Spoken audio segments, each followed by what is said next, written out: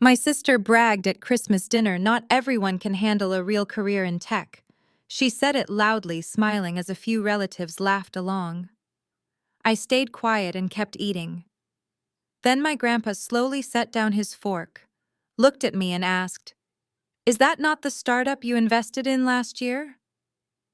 What happened next shocked everyone. I am Nia, 32 years old, and my family always thought I was a massive failure because I dropped out of my business program to work on internet side hustles. They had absolutely no idea that I was the anonymous founder of the venture capital firm that had just bought my sister out of her own company. Before I continue this story, let me know where you are watching from in the comments below. Hit like and subscribe if you have ever had to sit in silence while arrogant family members underestimated your worth. Growing up in our affluent Atlanta suburb meant that keeping up appearances was a full-time job for my parents. My mother Brenda and my father Marcus worshipped at the altar of corporate titles, luxury cars, and country club memberships. To the outside world, we were the picture of Black excellence. But behind the heavy oak doors of our sprawling brick home, affection was strictly transactional. The dining room was always the main stage for our family politics, the place where you were either praised as a hero or put on trial as a disappointment. This Christmas dinner was the grand finale of the year, and the tension was palpable from the moment I walked through the front door. The massive mahogany table was set with my mother and her finest china, the crystal glasses reflecting the warm amber light from the chandelier above. The air was thick with the rich, comforting smells of a traditional holiday feast. There was baked macaroni and cheese with a perfectly crisped golden crust collard greens that had been simmering with smoked turkey since dawn, candied yams dripping with brown sugar, and a massive honey-baked ham sitting proudly in the center. It looked exactly like a picture-perfect holiday magazine cover, but the energy in the room was entirely toxic.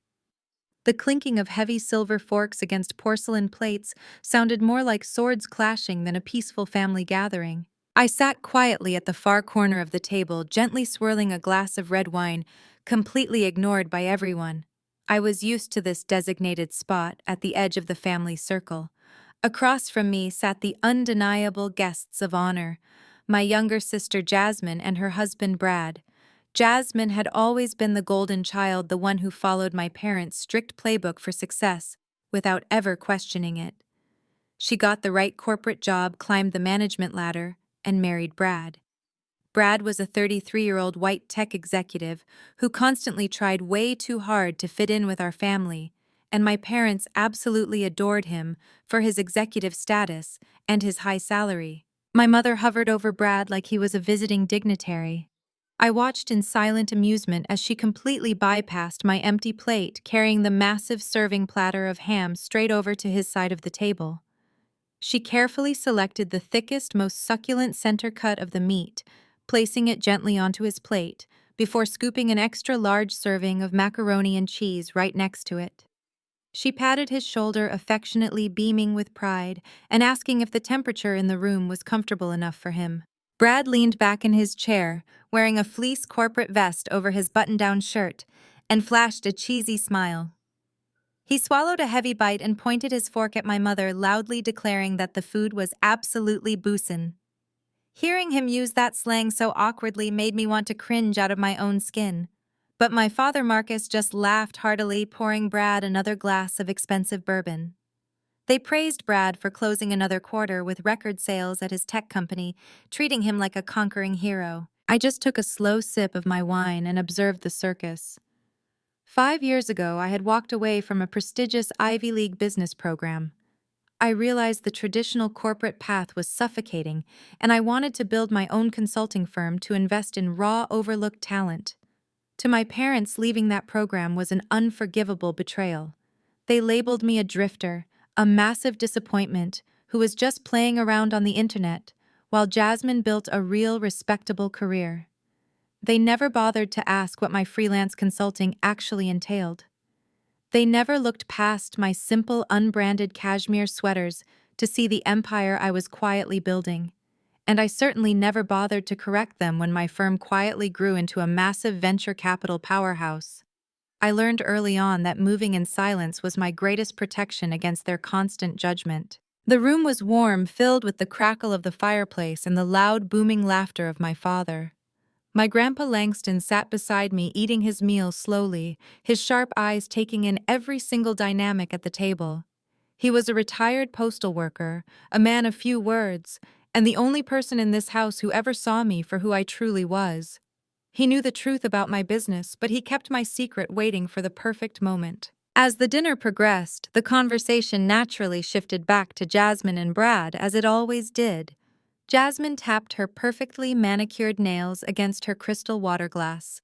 She adjusted her silk blouse and deliberately rested her left arm on the table, making sure the light caught the face of the brand-new diamond-encrusted Rolex wrapped around her wrist. My mother gasped right on cue, reaching across the table to admire the watch, loudly declaring that her brilliant daughter deserved nothing but the absolute best. Jasmine smiled a practiced, modest smile, soaking in the admiration from our parents. But her eyes were entirely cold when they shifted away from my mother and locked directly onto me. The casual chatter died down, replaced by a heavy, expectant silence. I knew exactly what was coming next. This was her favorite part of the evening, the part where she elevated herself by tearing me down. I maintained my neutral expression, resting my hands in my lap, ready for the performance to begin. Jasmine cleared her throat, a delicate little sound designed to command the absolute attention of every single person in the room. She began her monologue by loudly announcing her official title for what felt like the fifth time that evening: Chief Operating Officer of NovaStream. She dragged out the syllables like they were dipped in solid gold, ensuring the weight of her new position settled heavily over the dining table. She told my parents about her grueling hours, the endless high-stakes strategy meetings with the executive board, and the sheer crushing pressure of managing a tech startup that had just closed a massive Series A funding round. She threw around corporate buzzwords with reckless abandon, talking about scalability, synergistic alignment, and disruptive innovation. My parents nodded along with wide, admiring eyes. They were completely mesmerized by her sophisticated corporate jargon, even though I knew for an absolute fact that neither my mother nor my father had any idea what those words actually meant in a business context. They just knew it sounded expensive, and in our family, expensive was always synonymous with successful. Then came the grand reveal of the watch. Jasmine deliberately held up her wrist again, twisting it slowly so the chandelier light could catch every single facet of the diamond bezel on her new Rolex. She said Brad had bought it for her as a promotion gift because she had practically carried the entire company on her back this past quarter. Brad puffed out his chest, leaning over to kiss her cheek. He loudly declared to the table that his wife was the smartest and most ruthless woman in the entire tech industry, and that NovaStream would be completely lost without her operational genius. My mother actually clapped her hands together, genuine tears of pride welling up in her eyes as she looked at her perfect daughter. But Jasmine was not finished.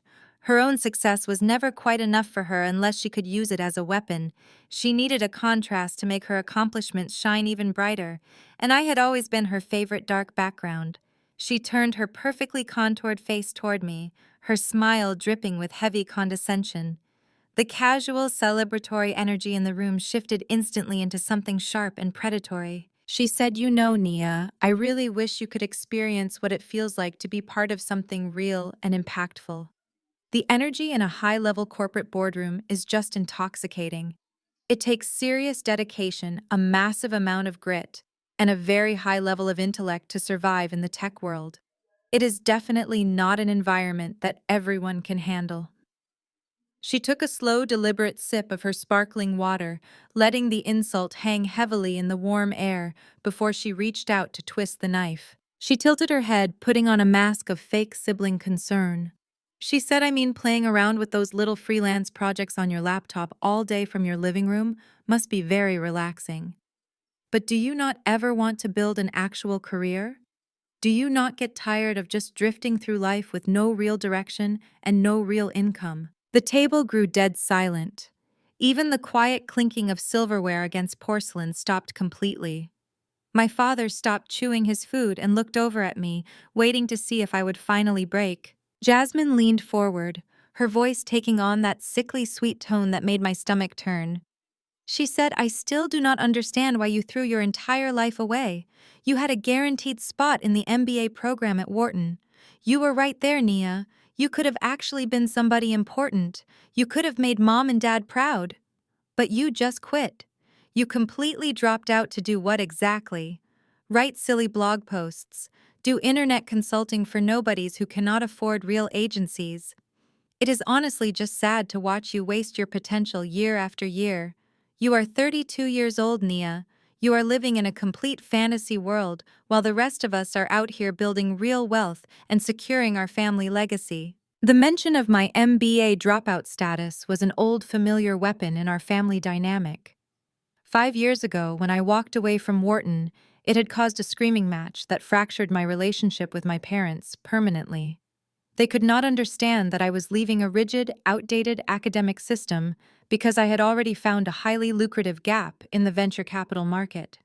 I did not need a business degree to teach me how to identify undervalued tech startups. I just needed capital and anonymity. But my family had instantly labeled me a massive failure, a quitter who could not handle the intense pressure of an elite academic environment. My father finally cleared his throat, nodding slowly in agreement with Jasmine. He looked at me with that familiar, heavy expression of deep disappointment that I had grown up with. He said, "Your sister is exactly right, Nia. We did not raise you to be a quitter. We gave you every single opportunity to succeed in life. We paid for your undergraduate degree. And you threw it all back in our faces to chase some ridiculous pipe dream on the internet. You are a smart woman, but you have absolutely zero discipline and zero ambition." My mother chimed in immediately, her voice sharp and scolding. She pointed her silver fork at me across the table. She said, "Look at your sister Nia. Look at what she has built with her life. She has a high-paying executive title, a wonderful husband, and real respect in her industry. You should be taking notes instead of sitting there looking so indifferent. It is embarrassing that we even have to explain the simple concept of hard work to you at your age." I listened to their coordinated attack without breaking eye contact with Jasmine. Inside my mind, the irony of her arrogant words was almost too sweet to bear. She was bragging about her operational genius at NovaStream, using fancy words like scalability and disruptive innovation. But I was the one who had spent the last 3 weeks poring over the confidential financial records of NovaStream. I was the one who knew that their so-called record-breaking sales quarter was built on a massive illegal house of cards. Jasmine thought she was the absolute apex predator in the room, proudly wearing a diamond Rolex that I knew for a fact was paid for with embezzled company funds. I maintained my calm, neutral expression. I did not raise my voice, and I did not try to defend my internet side hustles. I just let them talk, letting them dig their own shallow graves with every arrogant word they spoke. I rested my hands quietly in my lap, knowing that the trap had already been set, and they were all dancing blindly right into the center of it. The silence at the table was finally broken by Brad. If my eyes were a camera lens, they would have slowly pushed in on him at that exact moment, capturing every single detail of his unwarranted arrogance. He adjusted his fleece corporate vest, leaned his forearms heavily onto the polished mahogany table, and interlaced his fingers. He looked at me with an expression that he probably thought was deeply empathetic, but it just looked incredibly smug and patronizing. He cleared his throat loudly, making sure he had the absolute undivided attention of the entire room before he began his performance. He said, "Yo, Nia, real talk. I know it has been tough for you out there grinding on your own trying to make these little internet gigs work. The hustle is real, I completely get it. But sometimes you have to know when to pivot. You have to know when to fold the losing hand and join a winning team." He bobbed his head a little to the side, throwing in a hand gesture that looked so completely unnatural and awkward, coming from a white guy who grew up playing lacrosse at a private school in Connecticut. He was trying so hard to sound down, adopting this forced cadence that made my skin crawl. He took a long sip of his expensive bourbon, swirling the amber liquid in his crystal glass, and continued his monologue. He was completely oblivious to how ridiculous he sounded. He said, "Let me break it down for you, Naya, because the tech game is a whole different beast. It is not like setting up a basic website from your couch and calling yourself a consultant. We are talking about high-level venture capital and hyper-growth scaling. NovaStream just closed our Series A funding round." He paused dramatically, raising his eyebrows at me. He said, "Do you even know what a Series A is, Nia?" He did not wait for me to answer. He just chuckled lightly and shook his head, looking over at my father, as if to share an inside joke about my total ignorance regarding the business world. My father smiled back, nodding encouragingly at Brad to continue educating me. Brad turned his attention back to me, adopting the tone of a patient kindergarten teacher, explaining basic math to a slow child. He said a Series A means the big dogs have finally come to the table. It means serious institutional investors have looked at our monthly recurring revenue, our user acquisition cost, and our scalable infrastructure, and they have decided that we are a unicorn in the making. We just secured a massive cash injection from a major venture capital firm. These guys do not just hand out millions of dollars to anyone with a business plan. They do aggressive due diligence. They send in teams of lawyers and accountants. They audit absolutely everything from the code base to the bank statements. They only back absolute winners who have a proven track record of market dominance. He leaned back and smiled broadly. He said, "You have to understand, the venture capital world is ruthless. The partners at these funds, they are absolute sharks. They see right through the fluff. They look at a guy like me leading a sales team to record breaking numbers, and they recognize a killer instinct. They recognize that Jasmine and I are the absolute engine driving this entire machine." When the lead partner of that fund signed that term sheet, they were basically betting on my personal ability to close high-level enterprise deals. It takes a certain type of aggressive alpha mindset to survive in that arena, Nia. A mindset that you clearly lacked when you dropped out of Wharton. Hearing him brag about due diligence and term sheets to the exact woman who had personally signed those documents and ordered the extensive forensic audit on his company almost made me burst out laughing. The same audit that uncovered his fake revenue streams and the shell companies he used to artificially inflate those sales numbers. But I did not interrupt him. I just let him keep talking. Brad leaned in even closer across the table, his face turning a slight shade of red from the bourbon, and the pure excitement of hearing his own voice echo through the dining room.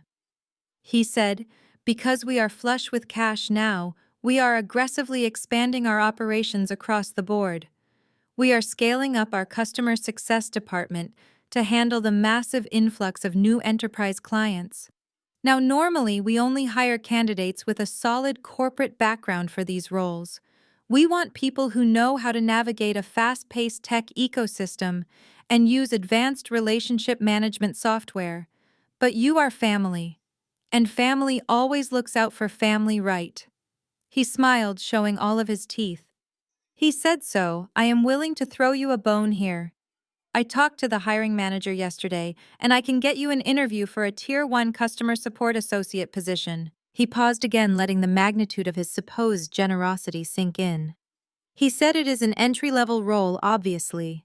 You will be answering basic support tickets, resetting passwords for locked-out users, dealing with angry clients on the phone, stuff like that. In this role, you will not have to worry about high-level strategy or critical thinking. You just read the manual and follow the prompt. You will be tied to a headset, and you will be working the weekend shift to start. The pay is strictly hourly, and you will have to track every single minute of your time on a monitoring software. But it gets your foot in the door. It gets you out of the house and into a real office environment. It is a chance for you to see how a real profitable tech business actually operates from the ground up. You will learn how to follow a corporate script, how to escalate issues to actual management, and how to be part of a team that is building something bigger than themselves." He reached across the table and tapped his index finger sharply near my dinner plate, invading my personal space to make sure I understood the gravity of his offer. He said, "Think about it, Nia. You could finally have a steady paycheck. You could get basic dental insurance and a small matching contribution to a retirement fund. You would not have to worry about where your next freelance client is coming from or if your little internet business is going to completely bankrupt you before you turn 35. You would be a small part of the NovaStream family. And who knows, if you put your head down, show some real grit, swallow your pride, and follow the standard operating procedures without causing any trouble, maybe in a few years you could move up to become a shift team lead. He leaned back in his chair, crossing his arms over his chest, looking immensely satisfied with himself. He said, "It is a golden ticket, Nia. Most people would absolutely kill for this kind of access to a hyper-growth startup. I am sticking my neck out for you here. I am putting my own professional reputation on the line by recommending someone with your spotty employment history. All you have to do is say the word, drop the stubborn independent act, and I will make it happen. You just have to be willing to do the hard work and start from the absolute bottom where you belong." He took another sip of his bourbon, staring at me as if waiting for me to fall to my knees and thank him for saving my pathetic life. The heavy silence that followed Brad and his condescending job offer was quickly filled by my father. Marcus set his heavy silver fork down onto his fine porcelain plate and leaned across the massive dining table, his face deadly serious. He looked at me with an expectation so heavy it felt like a physical weight pressing down on my shoulders. He said, "Well, Nia, are you going to say thank you? Your brother-in-law just handed you an incredible opportunity on a silver platter. He is offering to personally vouch for you at a highly successful tech company. You need to recognize how rare that is for someone in your exact position." My mother chimed in immediately, her voice sharp and urgent. She said, "Exactly. Do you know how many people would kill for a chance to work at NovaStream right now? Brad is putting his own flawless professional reputation on the line just to help you out of this pathetic rut you have dug for yourself. The absolute least you can do is show some basic gratitude. Look at him, Nia. Say thank you to Brad." "Thank you." My father picked up his crystal glass of bourbon, swirling the amber liquid as he stared me down. He pointed his finger at me like a judge handing down a harsh sentence. He said, "You have spent the last 5 years floating around the internet claiming to be an independent consultant. But we all know that is just a polite way of saying you are unemployed and living in complete denial. You have absolutely no corporate benefits. You have no matched retirement plan. You have no real security. You are living paycheck to paycheck, assuming you even get a paycheck from these imaginary internet clients of yours. Brad is offering you a solid lifeline. He is offering you a real job with a real W-2 form. It is time for you to swallow your massive pride. You walked away from Wharton because you thought you were simply too smart for the system. You thought you could bypass the hard work and just magically become a boss. Well, look exactly where that arrogance got you. You are sitting at this table 32 years old with absolutely nothing to show for your life, while your younger sister and her husband are out there building a literal tech empire. You need to accept this customer service job and be thrilled about it. You need to work your way up from the bottom. It will teach you the humility you so desperately lack. It will teach you how to respect corporate authority instead of running away from it. My father continued, his voice rising in volume, turning our family dining room into his own personal lecture hall. He talked extensively about his own struggles in the corporate world, how he had to grind his way up the ladder in the banking industry through sheer grit and determination. He proudly stated how he never took a handout from anyone, but noted how I clearly and desperately needed one today. He said that the true meaning of family was about lifting each other up in times of failure, and Brad was doing the heavy lifting for me tonight. He expected me to be completely submissive. He expected me to look at Brad like a savior. The psychological pressure in the room was suffocating. It was a highly coordinated, well-rehearsed effort to break my spirit and force me into the tiny, pathetic mold they had designed for me. They wanted me to be the family failure so they could feel better about their own life choices. Before the heavy silence could even settle, after my father finished his aggressive tirade, my mother smoothly took the reins. Brenda had never been satisfied with merely attacking my career choices. She fundamentally needed to dismantle my entire existence as a woman. She delicately smoothed the linen napkin on her lap, her eyes scanning me from head to toe with pure, unfiltered disdain. She said it is not just about your lack of a real job, Marcus. It is about her entire lifestyle. Look at her sitting there. She lives in that tiny, nondescript apartment downtown. She never brings any friends or boyfriends around for the holidays. She keeps everything so ridiculously private that it borders on clinical paranoia.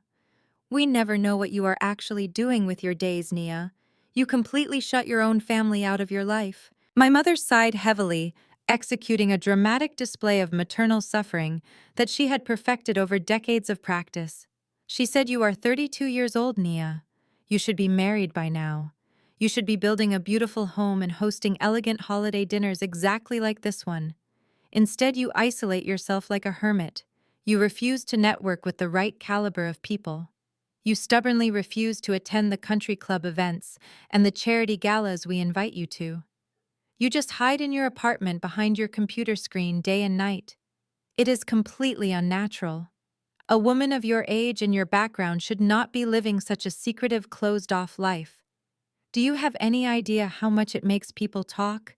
My friends at the tennis club are always asking about you, asking what my oldest daughter is up to these days, and I never know what to say to them.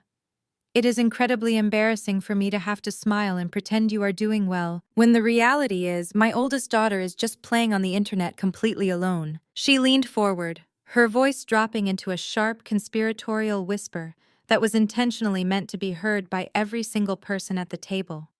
She said, "And honestly, maybe if you put a little more effort into your physical appearance, you could actually attract a man of real substance. You used to be such a pretty girl, Nia. You had so much potential. But now you wear these plain unbranded cashmere sweaters. You do not wear any noticeable makeup. You do not even try to present yourself as a successful, high-value woman in society. Men who are at the very top of their fields, elite men like Brad, they want a woman who can stand confidently beside them and elevate their social status. They do not want to marry a project. They do not want to support a woman who cannot even support herself." She gestured grandly toward Jasmine, who was sitting up perfectly straight, practically glowing under the warmth of our mother and her absolute adoration. Brenda said, "Just look at your sister." Jasmine perfectly understands how the real world works. She understands that a successful, meaningful life is built on strategic partnerships and mutual ambition. She found a brilliant, highly driven man in the tech industry, and together they are building an absolute power couple dynamic. They attend the right events, they know the right investors, they are looking at buying luxury real estate, and they know exactly how to present themselves to high society. They are actively building a legacy that this family can be proud of. That is what a real functioning marriage looks like, Nia. That is what happens when you have actual focus and drive instead of just empty rebellion. Jasmine reached out and placed her perfectly manicured hand over Brad, and his hand smiling sweetly up at him before turning her gaze back to me. Her eyes were completely devoid of empathy, filled instead with a toxic fake pity that made my skin crawl. She said, "Mom is entirely right, Nia. We are only saying these things because we love you and we want what is best for you. Brad and I have such an incredible, fulfilling life together. We travel to Europe twice a year, we eat at Michelin-star restaurants, and we never have to spend a single second worrying about our financial future. I just want you to experience a tiny fraction of the happiness and security that we have. But you absolutely cannot do that if you keep isolating yourself and pretending that your little freelance gigs are a real career path. You have to let your guard down and let us help you. You have to let Brad give you this customer service job. It is quite literally the only way you are ever going to get your life back on track before it is too late." The coordinated attack was relentless. It was a classic family tactic they had utilized since I was a teenager. Whenever I stepped outside their rigid lines of expectation, they would circle the wagons and bombard me with shame until I submitted. But I was not a teenager anymore. I sat quietly, letting the rich scent of the honey-baked ham and the sweet candied yams mix with the bitter, toxic words floating across the dining table. I looked at my mother, noting the expensive pearls resting against her collarbone, a gift my father bought to apologize for a massive screaming match they had last Christmas. I looked at my father, whose banking career had actually stalled a decade ago, leaving him obsessed with living vicariously through Jasmine and Brad. They were projecting all of their own deep-seated insecurities directly onto me. Because I lived privately, they assumed I lived poorly. Because I did not brag about my income, they assumed I had none. Because I did not parade a man around at their country club dinners, they assumed I was unwanted and unlovable. The irony was so thick, you could cut it with a steak knife. They were lecturing me about financial security while praising Brad, a man whose entire corporate existence I now legally owned. They were lecturing me about a successful marriage while praising a couple whose entire lavish lifestyle was funded by corporate theft and fraudulent accounting. Brad puffed out his chest, clearly energized by my parents and their glowing endorsements. He took another large gulp of his bourbon and pointed his glass directly at me. He said, "You hear that, Nia? That is the sound of people who actually care about you dropping some hard truths. I am not going to offer this customer service job twice. You either want to step up and be a productive member of society, or you want to keep playing victim on the internet. It is your call. But do not come crying to Jasmine and me when your little consulting business completely dries up and you cannot make your rent next month." The psychological pressure mounted in the room thick and suffocating. They were waiting for my reaction. They wanted me to yell. They wanted me to cry. They wanted me to storm out of the dining room so they could spend the rest of the evening talking about how emotionally unstable and ungrateful I was. It was their absolute favorite holiday game, but I refused to play. I remained perfectly still, my expression completely blank, holding the gaze of my father, then my mother, then Jasmine, and finally Brad. I let their cruel words hang in the warm air, gathering weight, cementing their incredible arrogance. I was carefully loading the weapon they had just handed me, waiting for the exact right moment to pull the trigger. The air in the dining room was so thick with their shared arrogance that it felt like breathing underwater. My father had just finished his lecture. My mother was practically vibrating with self-righteous satisfaction, and Brad was sitting there with a smug grin, fully expecting me to surrender. I opened my mouth, ready to calmly dismantle their entire reality. But I never even got the chance to speak the first syllable. A sudden, sharp, and incredibly loud sound cut through the suffocating tension. It was the harsh clatter of heavy silver striking fine porcelain. My Grandpa Langston had slammed his fork down onto his plate. He did not just drop it. He brought it down with the kind of deliberate, focused force that demanded absolute and immediate attention. The sound echoed off the high ceilings of the dining room, slicing through the toxic chatter and silencing the entire table instantly. For a man who had barely spoken 3 sentences all evening, the physical dominance of that single gesture was staggering. Everyone froze. My mother stopped mid-breath, her hand hovering over her crystal wine glass. My father blinked rapidly, completely taken aback. Brad lost his condescending smile, his brow furrowing in confusion. Grandpa Langston did not rush.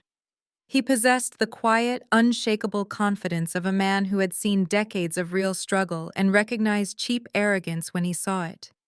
He slowly reached for his linen napkin, lifted it, and carefully dabbed the corners of his mouth.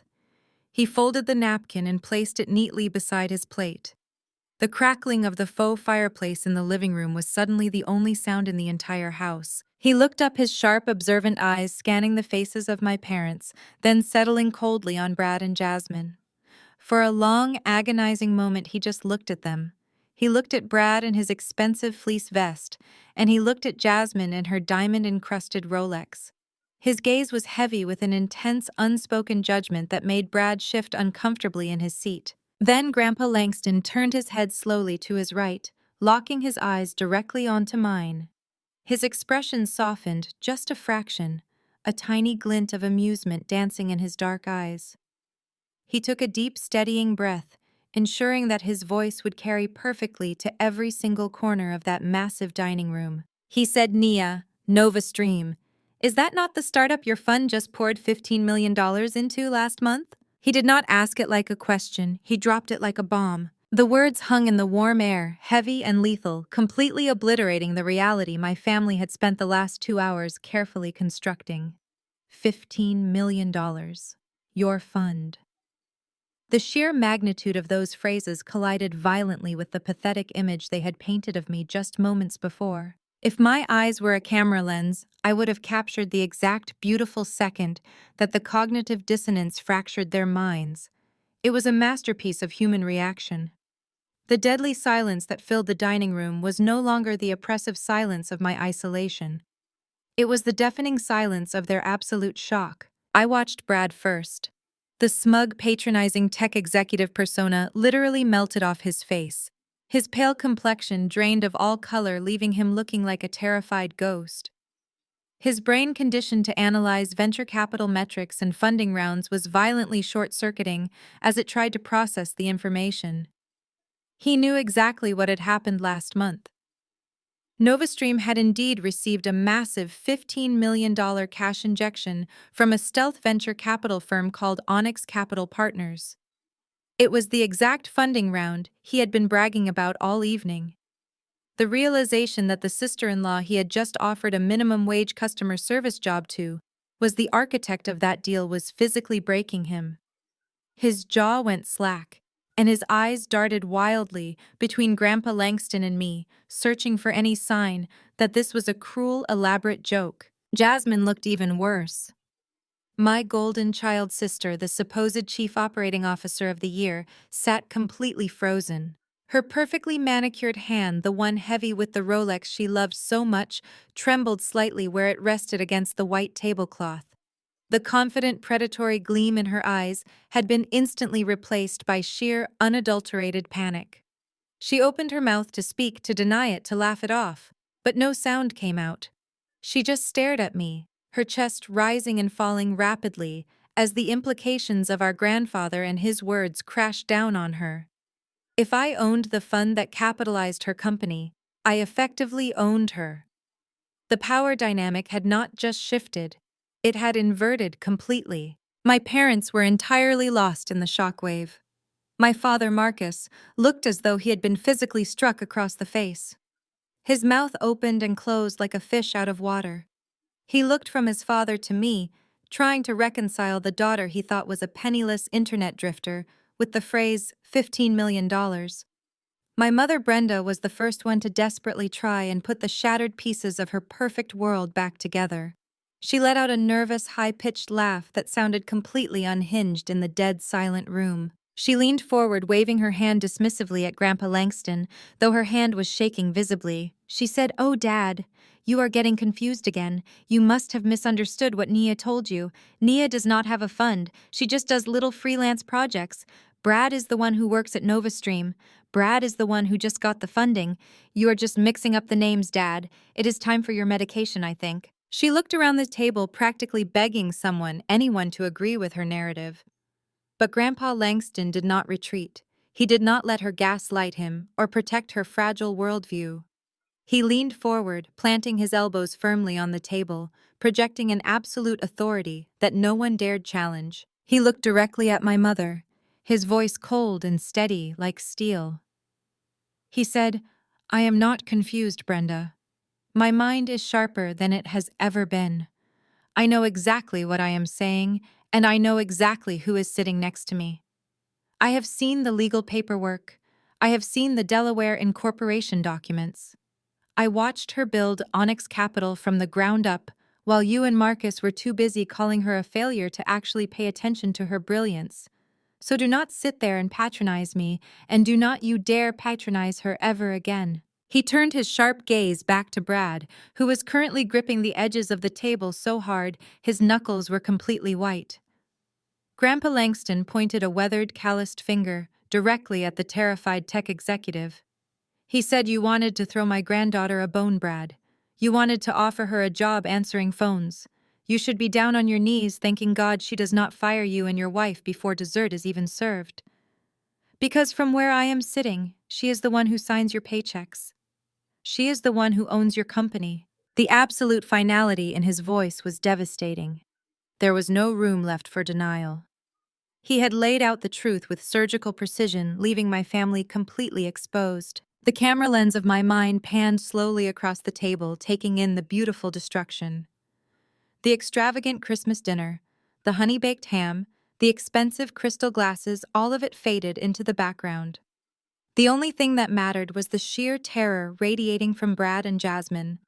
The entire foundation of their elite corporate identities had just been ripped out from under them by an elderly retired postal worker and the family outcast. I did not need to yell. I did not need to cry. I simply reached forward, picked up my glass of red wine, and took a slow, deliberate sip. I let the vintage wine wash over my tongue, savoring the absolute perfection of the moment. I lowered the glass, set it gently back onto the table, and finally broke my own silence. I looked directly into Brad and his terrified eyes offering him a calm, razor-sharp smile. I said, "Grandpa is entirely correct, Brad. I am the sole founder and chief executive officer of Onyx Capital Partners. We led your Series A funding round.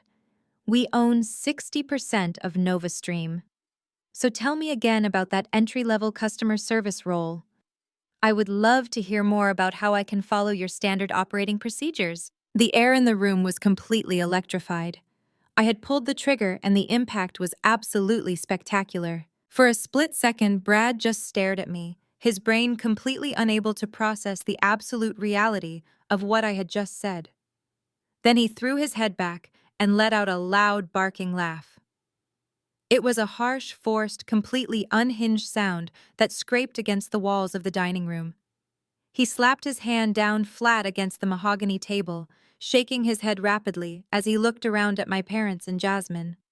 He was desperately searching for an audience, trying to manufacture a shared sense of amusement to cover up the sheer naked terror radiating from his own eyes. He pointed a finger at me, still forcing that hysterical chuckle through his teeth. He said, "Oh man, you really had me going there for a second, Nia. You actually had me. That was good. That was a really good joke. I mean, the delivery was absolutely flawless. You almost sounded like you knew what you were talking about." When nobody at the table joined in on his frantic laughter, Brad wiped a non-existent tear from his eye and turned his attention directly to my father. His tone shifted from fake amusement to deep, condescending concern. He said, "Marcus, real talk, you and Brenda really need to get Grandpa Langston evaluated by a medical professional. I am not even trying to be disrespectful right now, but the man is clearly losing his grip on reality. He is sitting here making up wild corporate fairy tales at the Christmas dinner table. Dementia is a very serious thing, Marcus. You cannot just let him sit here and feed into Nia and her massive delusions of grandeur." My mother immediately grabbed onto the lifeline Brad had just thrown her. She exhaled a loud, dramatic sigh of absolute relief, her hands fluttering to her chest as she nodded aggressively. She said, "Yes, exactly. Thank you, Brad. That is exactly what is happening here. Dad is just confused. His medication has been off all week. And Nia, shame on you. Shame on you for taking advantage of an elderly man and his declining mental state just to make yourself feel important for 5 minutes. You are so bitterly jealous of Jasmine and Brad that you would actually sit here and lie to our faces about owning a venture capital firm. It is beyond pathetic, Nia. It is a sickness." Brad felt deeply emboldened by my mother and her desperate validation. The color began to return to his face, replacing the pale, ghostly shock with a hot, angry red. He adjusted his fleece vest again, puffing his chest out as he glared at me across the crystal glasses and the fine china. He said, "You are capping, Nia. You are sitting here completely lying through your teeth because your ego cannot handle the fact that my wife is an executive and you are a complete failure. You think you can just throw around the name Onyx Capital Partners and what? We are just going to bow down to you. Do you even know how ridiculous you sound right now? You are a college dropout who works from a cheap apartment in her pajamas. You do not have $15 million. You do not even have $15,000. He was breathing heavily now, his manic energy completely taking over. He could not just let the lie die in the air. His fragile tech bro ego demanded absolute and total destruction. He needed to physically humiliate me, to crush me with empirical evidence so that my parents would go back to worshiping him as the ultimate savior of the family. He pushed his heavy wooden chair back so violently that it scraped loudly against the hardwood floor. He said, "You know what? No. We are going to put an absolute end to this little fantasy right now. I am not going to let you sit here and disrespect my company and my wife with your pathetic lies." Brad stormed out of the dining room, his heavy footsteps echoing down the hallway toward the front foyer, where he had left his designer leather briefcase. My father called out to him, telling him to just sit down and ignore me, that I was not worth ruining the holiday dinner over. But Brad was already marching back into the room. He was holding his sleek silver corporate MacBook in his hands like it was a holy artifact. He marched right back to his seat and slammed the laptop down onto the dining table right next to his plate of half-eaten macaroni and cheese and the crystal gravy boat. It was a massive violation of my mother and her strict dinner table rules, but she did not say a single word. She just watched him, her eyes wide with nervous anticipation. Brad opened the laptop and aggressively typed in his password, hitting the return key so hard I thought the plastic might snap. He did not sit back down. He stood leaning over the keyboard, his face glowing in the harsh blue light of the screen. He said, "Let me educate you on how real business operates, Nia. Because in the actual tech industry, we do not just make wild, baseless claims to stroke our own egos. We rely on hard data. We rely on legal documentation. And I have full executive access to the capitalization table for NovaStream." He quickly navigated through his corporate dashboard, muttering tech jargon under his breath to sound as intimidating as possible. He said a cap table is a secure, legally binding ledger. It shows exactly who owns every single share of our company. It lists the founders, the employee options pool, and the institutional investors who actually provided our Series A funding. It is the absolute undeniable truth of the company structure. He clicked his mouse one final time, pulling up a complex spreadsheet filled with names, percentages, and dollar amounts. He grabbed the edges of his laptop and forcefully spun it around, shoving it across the white linen tablecloth so that the screen was facing directly at me. He tapped his index finger violently against the glass of the screen, pointing at the very top row of the spreadsheet. He said, "Read it, Nia." Read it out loud for the entire table. Who is the lead investor? Who owns 60% of the preferred shares? I did not move. I just looked at the screen, and then I looked calmly back up at his red, sweating face. Brad sneered, his voice dripping with absolute venom.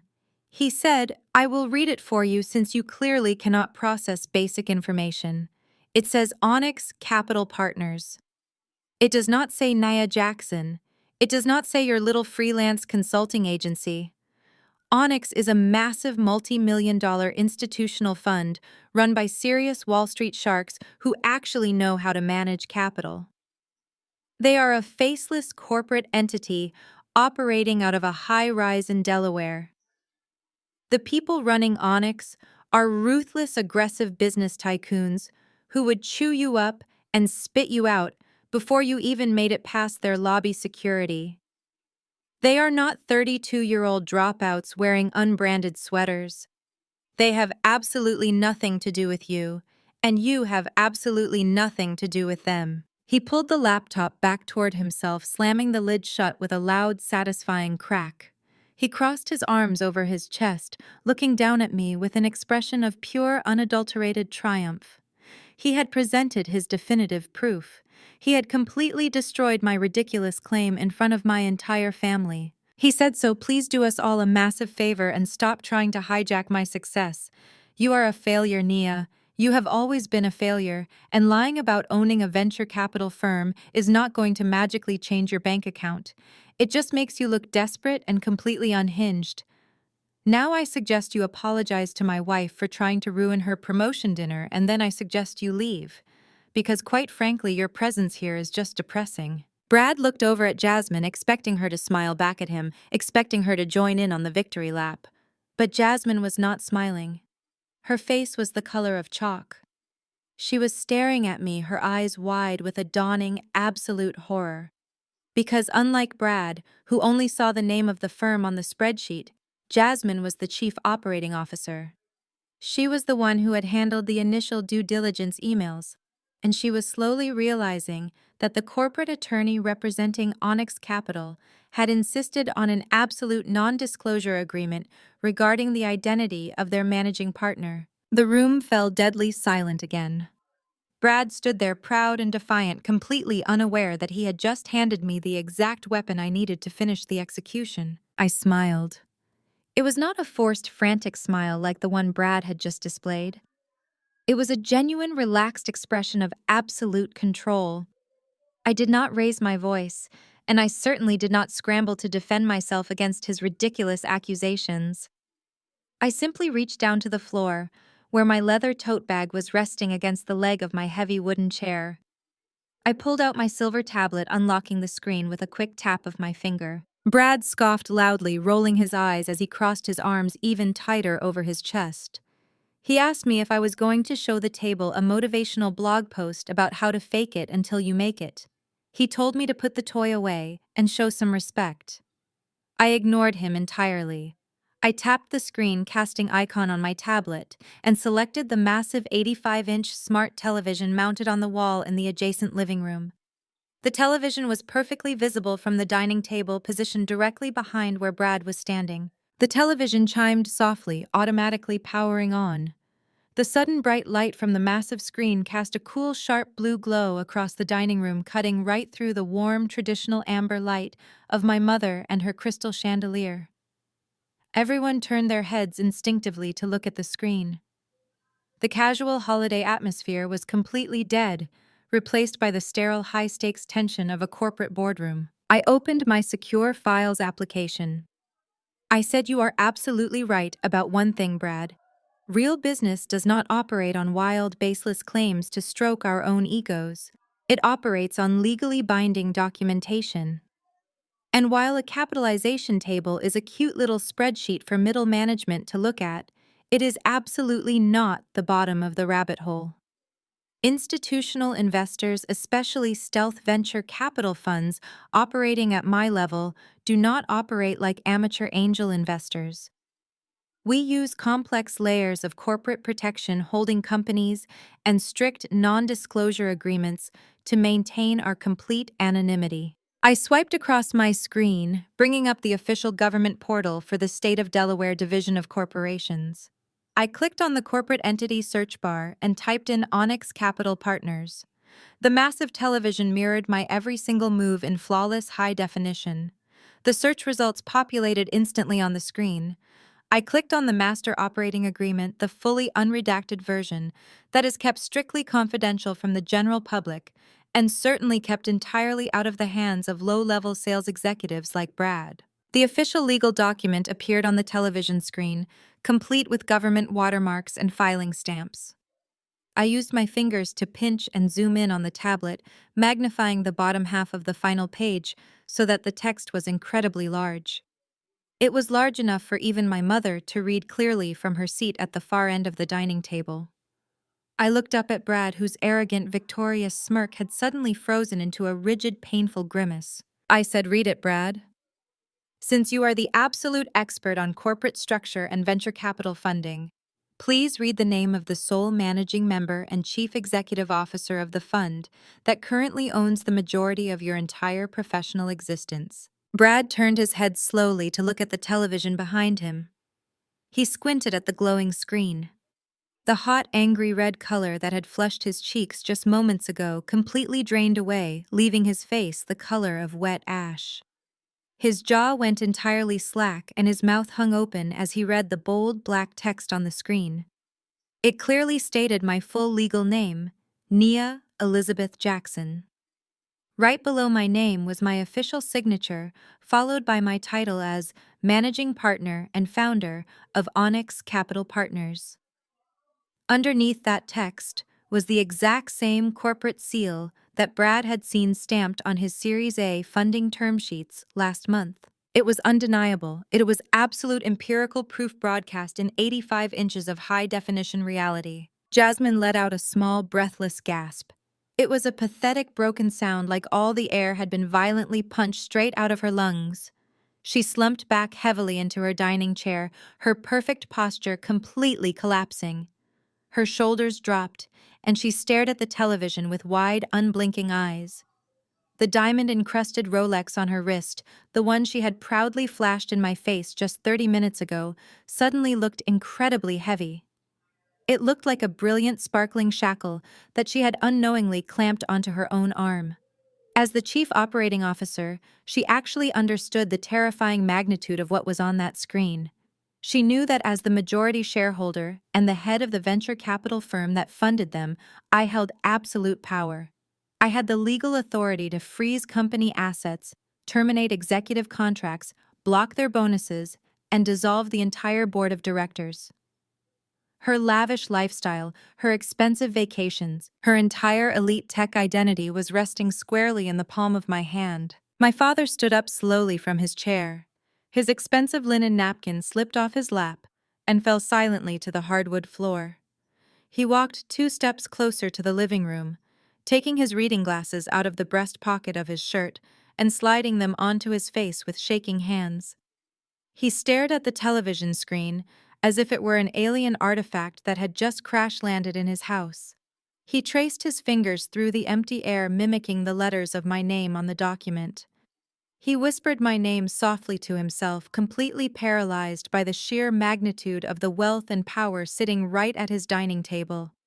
The daughter he had just called a massive disappointment, the woman he had just lectured about the value of a steady paycheck, was a multi-million-dollar titan. His brain simply could not process the paradigm shift. My mother was gripping the edge of the mahogany table so tightly that her knuckles were entirely translucent. She looked at the television, then back at me, then back at the television. The perfectly constructed social hierarchy of her family had just been detonated. She had spent the entire evening worshiping Brad, treating him like royalty and treating me like the family servant. Now she was staring at the undeniable proof that her golden child and her perfect son-in-law were nothing more than my employees. The shock was so profound that she could not even form a coherent sentence. She just sat there, her mouth opening and closing silently. I set my tablet face down onto the table. I folded my hands together and looked directly at Brad, who was still staring at the screen like a deer caught in the headlights of a speeding freight train. I said when I dropped out of my Ivy League business program 5 years ago, I did not do it because I lacked ambition. I did not do it because I could not handle the pressure. I did it because I realized the professors teaching me about venture capital had never actually built a fund themselves. I wanted to build something completely untethered from the rigid, outdated expectations of this family. So I started advising early-stage tech startups in exchange for equity instead of taking cash. I took massive risks while everyone else played it safe. I built a highly lucrative portfolio. And when those early startups went public or got acquired, I took my massive payouts and quietly formed Onyx Capital. I leaned forward slightly, resting my forearms on the table, making sure Brad and Jasmine felt the absolute crushing weight of my presence. I lowered my voice, speaking with a calm, deadly authority that commanded the entire room. I said I structured the firm as a stealth entity precisely to avoid this exact type of toxic family drama. I wanted to be evaluated in the boardroom based on my capital and my strategy, not my gender, my race, or my last name. I move in silence because power does not need to scream for attention. So when your little startup came across my desk looking for a Series A financial lifeline, I immediately recognized the company name.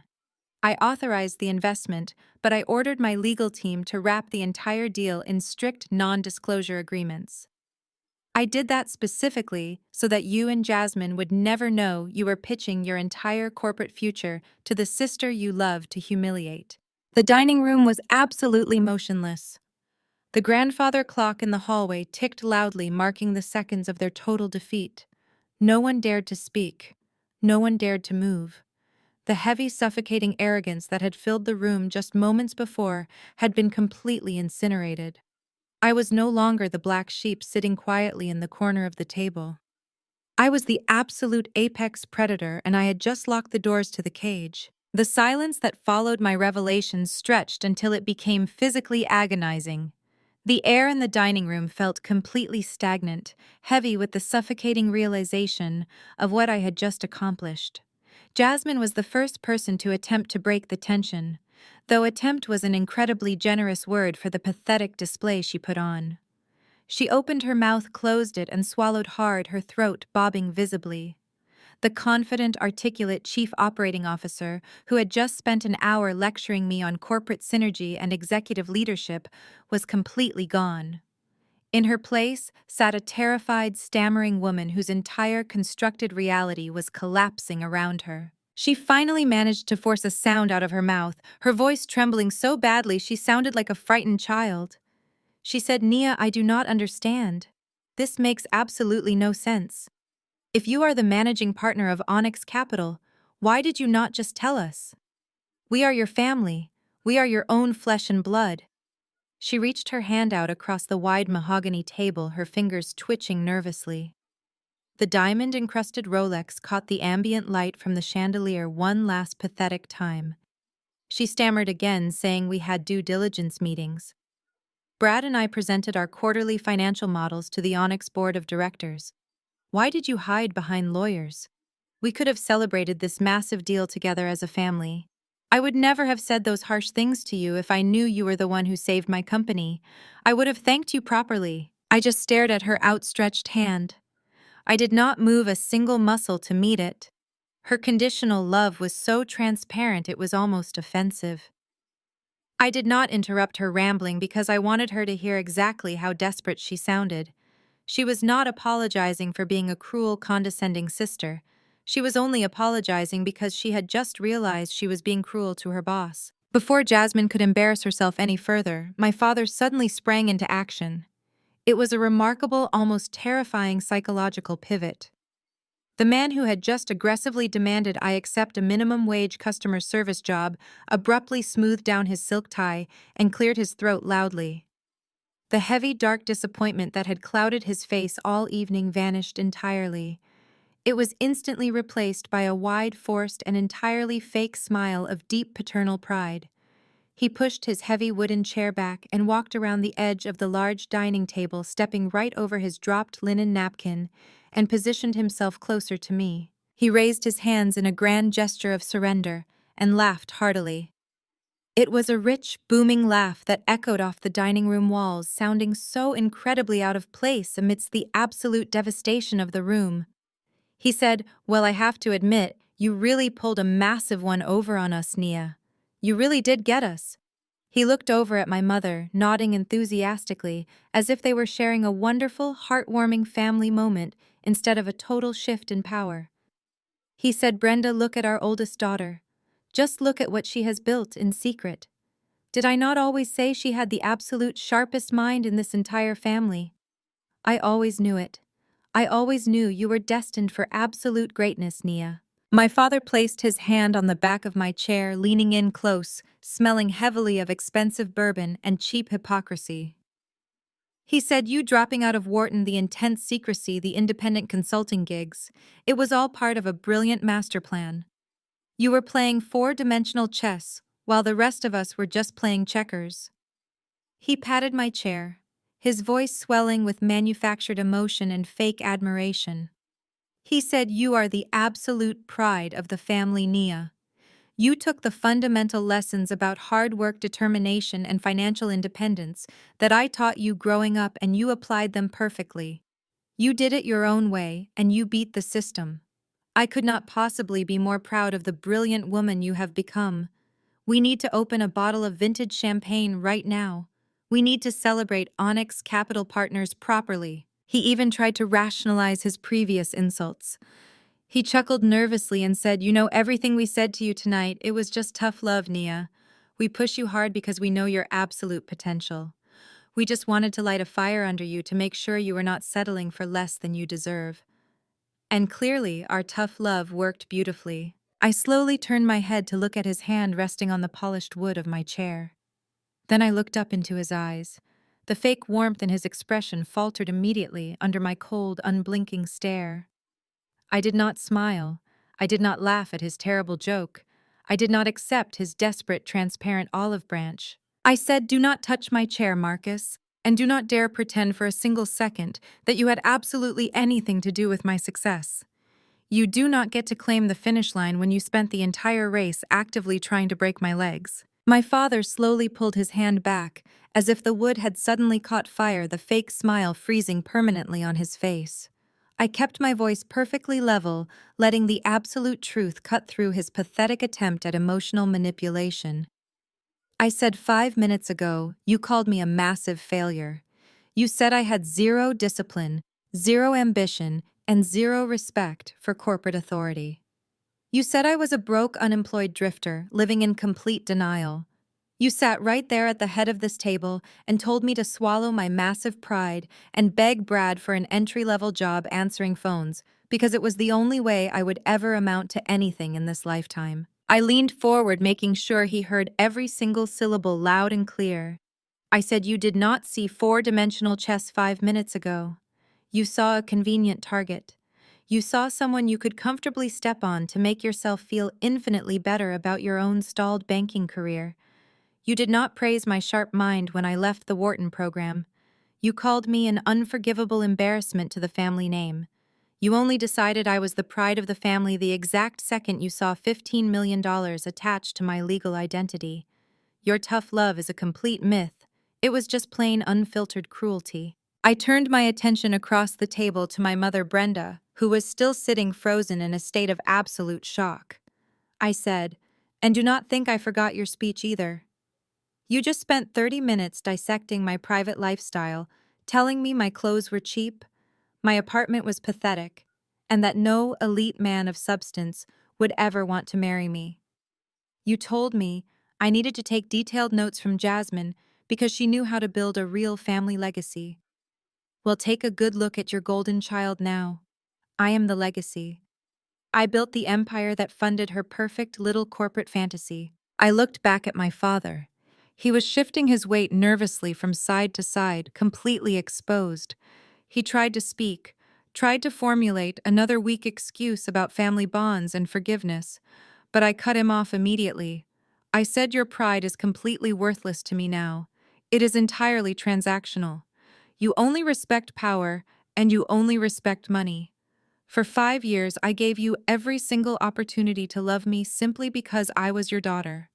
I sat at this table every single holiday, quietly eating my dinner, taking your endless insults and letting you treat me like a second-class citizen. I did not ask you for a single dime of your money. I did not ask for your professional connections. I just wanted basic human decency. But that was apparently too expensive for you to give. The silence returned, but this time it was permanent. My father looked down at his expensive leather shoes, completely stripped of his patriarchal authority. Jasmine was quietly wiping a tear from her cheek, finally realizing that the diamond Rolex on her wrist could not shield her from reality. They had played their superior roles perfectly all evening, and now the stage curtain had completely fallen. They had absolutely nothing left to say because there was no lie left to hide behind. The power dynamic was permanently locked.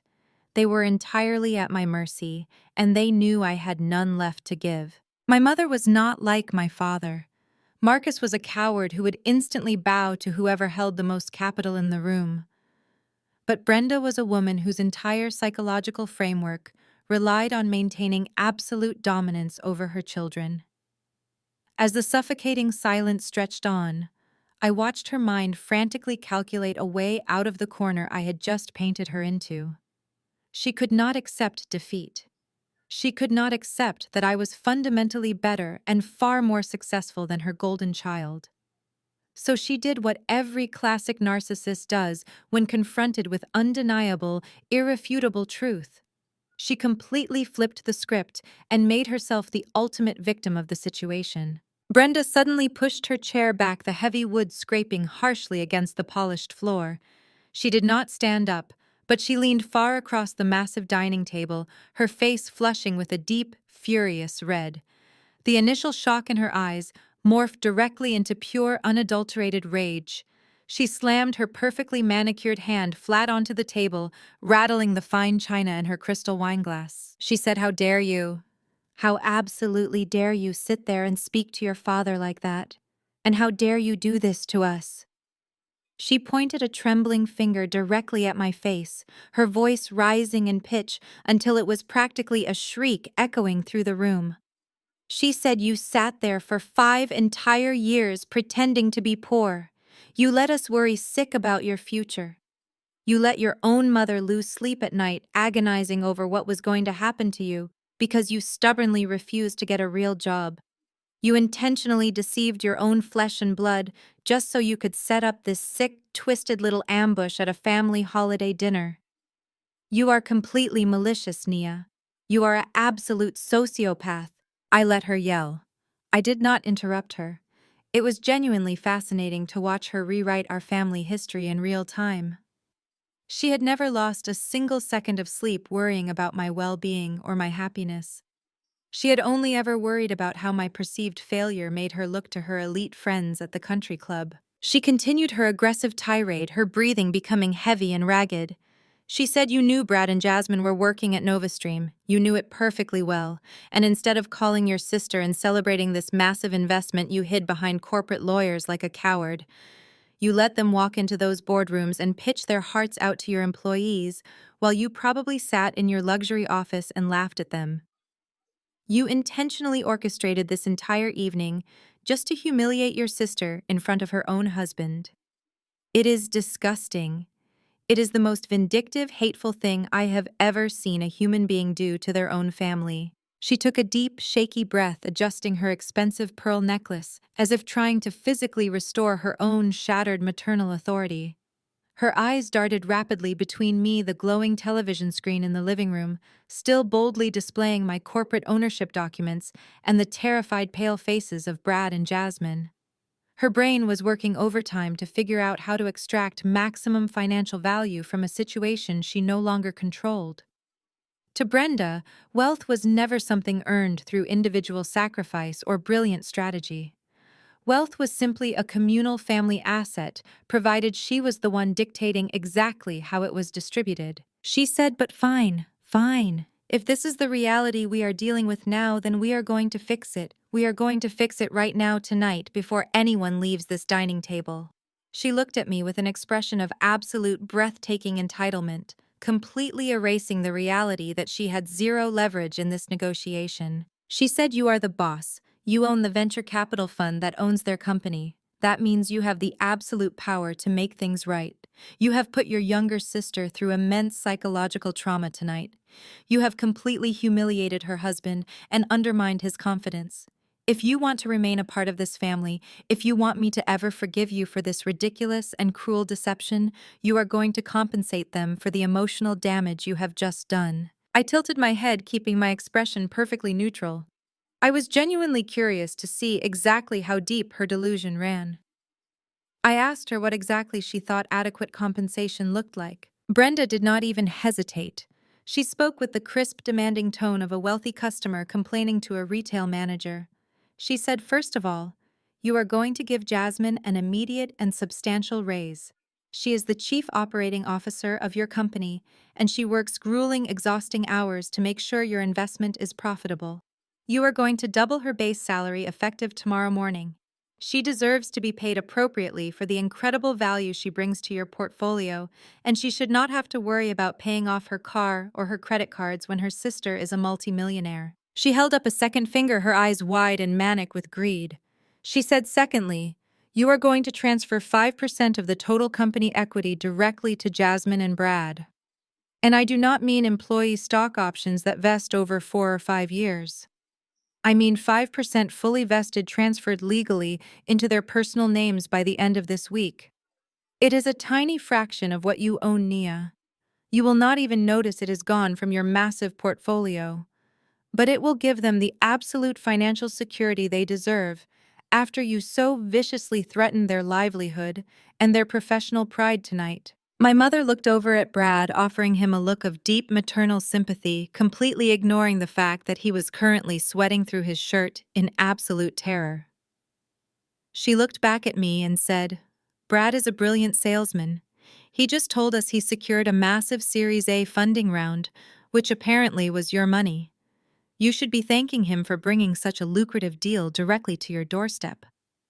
Giving them 5% of the company is the absolute least you can do to show your appreciation for his hard work. She leaned back in her chair, crossing her arms tightly over her chest, completely satisfied with her ridiculous demands. She actually believed she was being generous by allowing me to buy my way back into her good graces. She truly thought she could still command me like a disobedient teenager. She said, "It is the only way to protect our family harmony, Nia. It is the only way we can move past this incredibly toxic behavior of yours and go back to being a normal, loving family.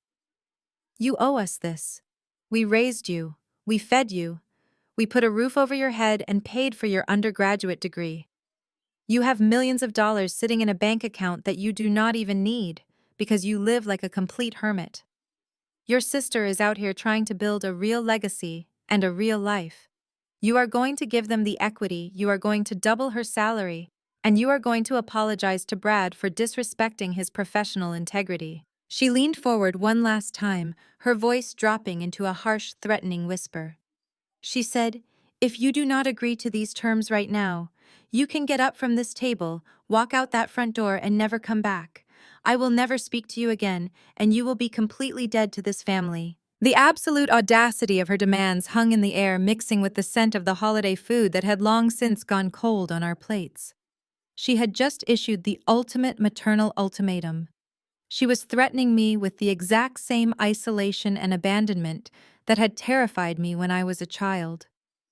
She thought the threat of losing my family would force me to open my checkbook and surrender my power to the golden child.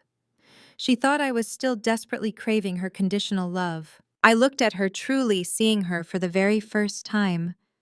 I did not see a mother. I saw a parasite who was furious that the host had suddenly grown armor.